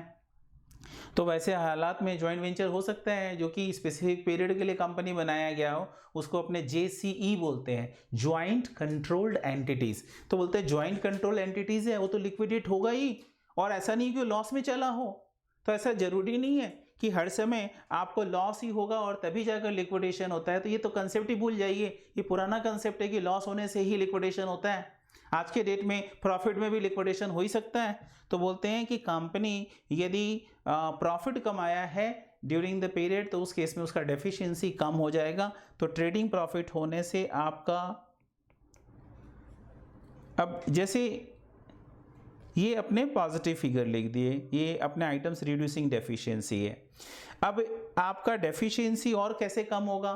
तो आपने बुक्स में जो बैलेंस शीट बनाया और उस बैलेंस शीट के अंदर में जो एसेट्स दिखा के रखा है, तो उस एसेट्स जो बुक वैल्यू है एसेट्स का, जो बुक वैल्यू है एसेट्स का, से हमारे बुक्स में प्लांट एंड मशीनरी है 50 लाख रुपए का, मार्केट में रेट पता किए तो उसी मशीनरी का कीमत मुझे 75 lakhs मिल रहा है। तो 50 become 75, 25 we are getting extra. तो ये 25 लाख जो मुझे एक्स्ट्रा मिलेगा, दैट 25 लाख एक्स्ट्रा जो मुझे मिलेगा वो 25 लाख ही हमारा क्या कहलाएगा, रिवैल्यूएशन प्रॉफिट।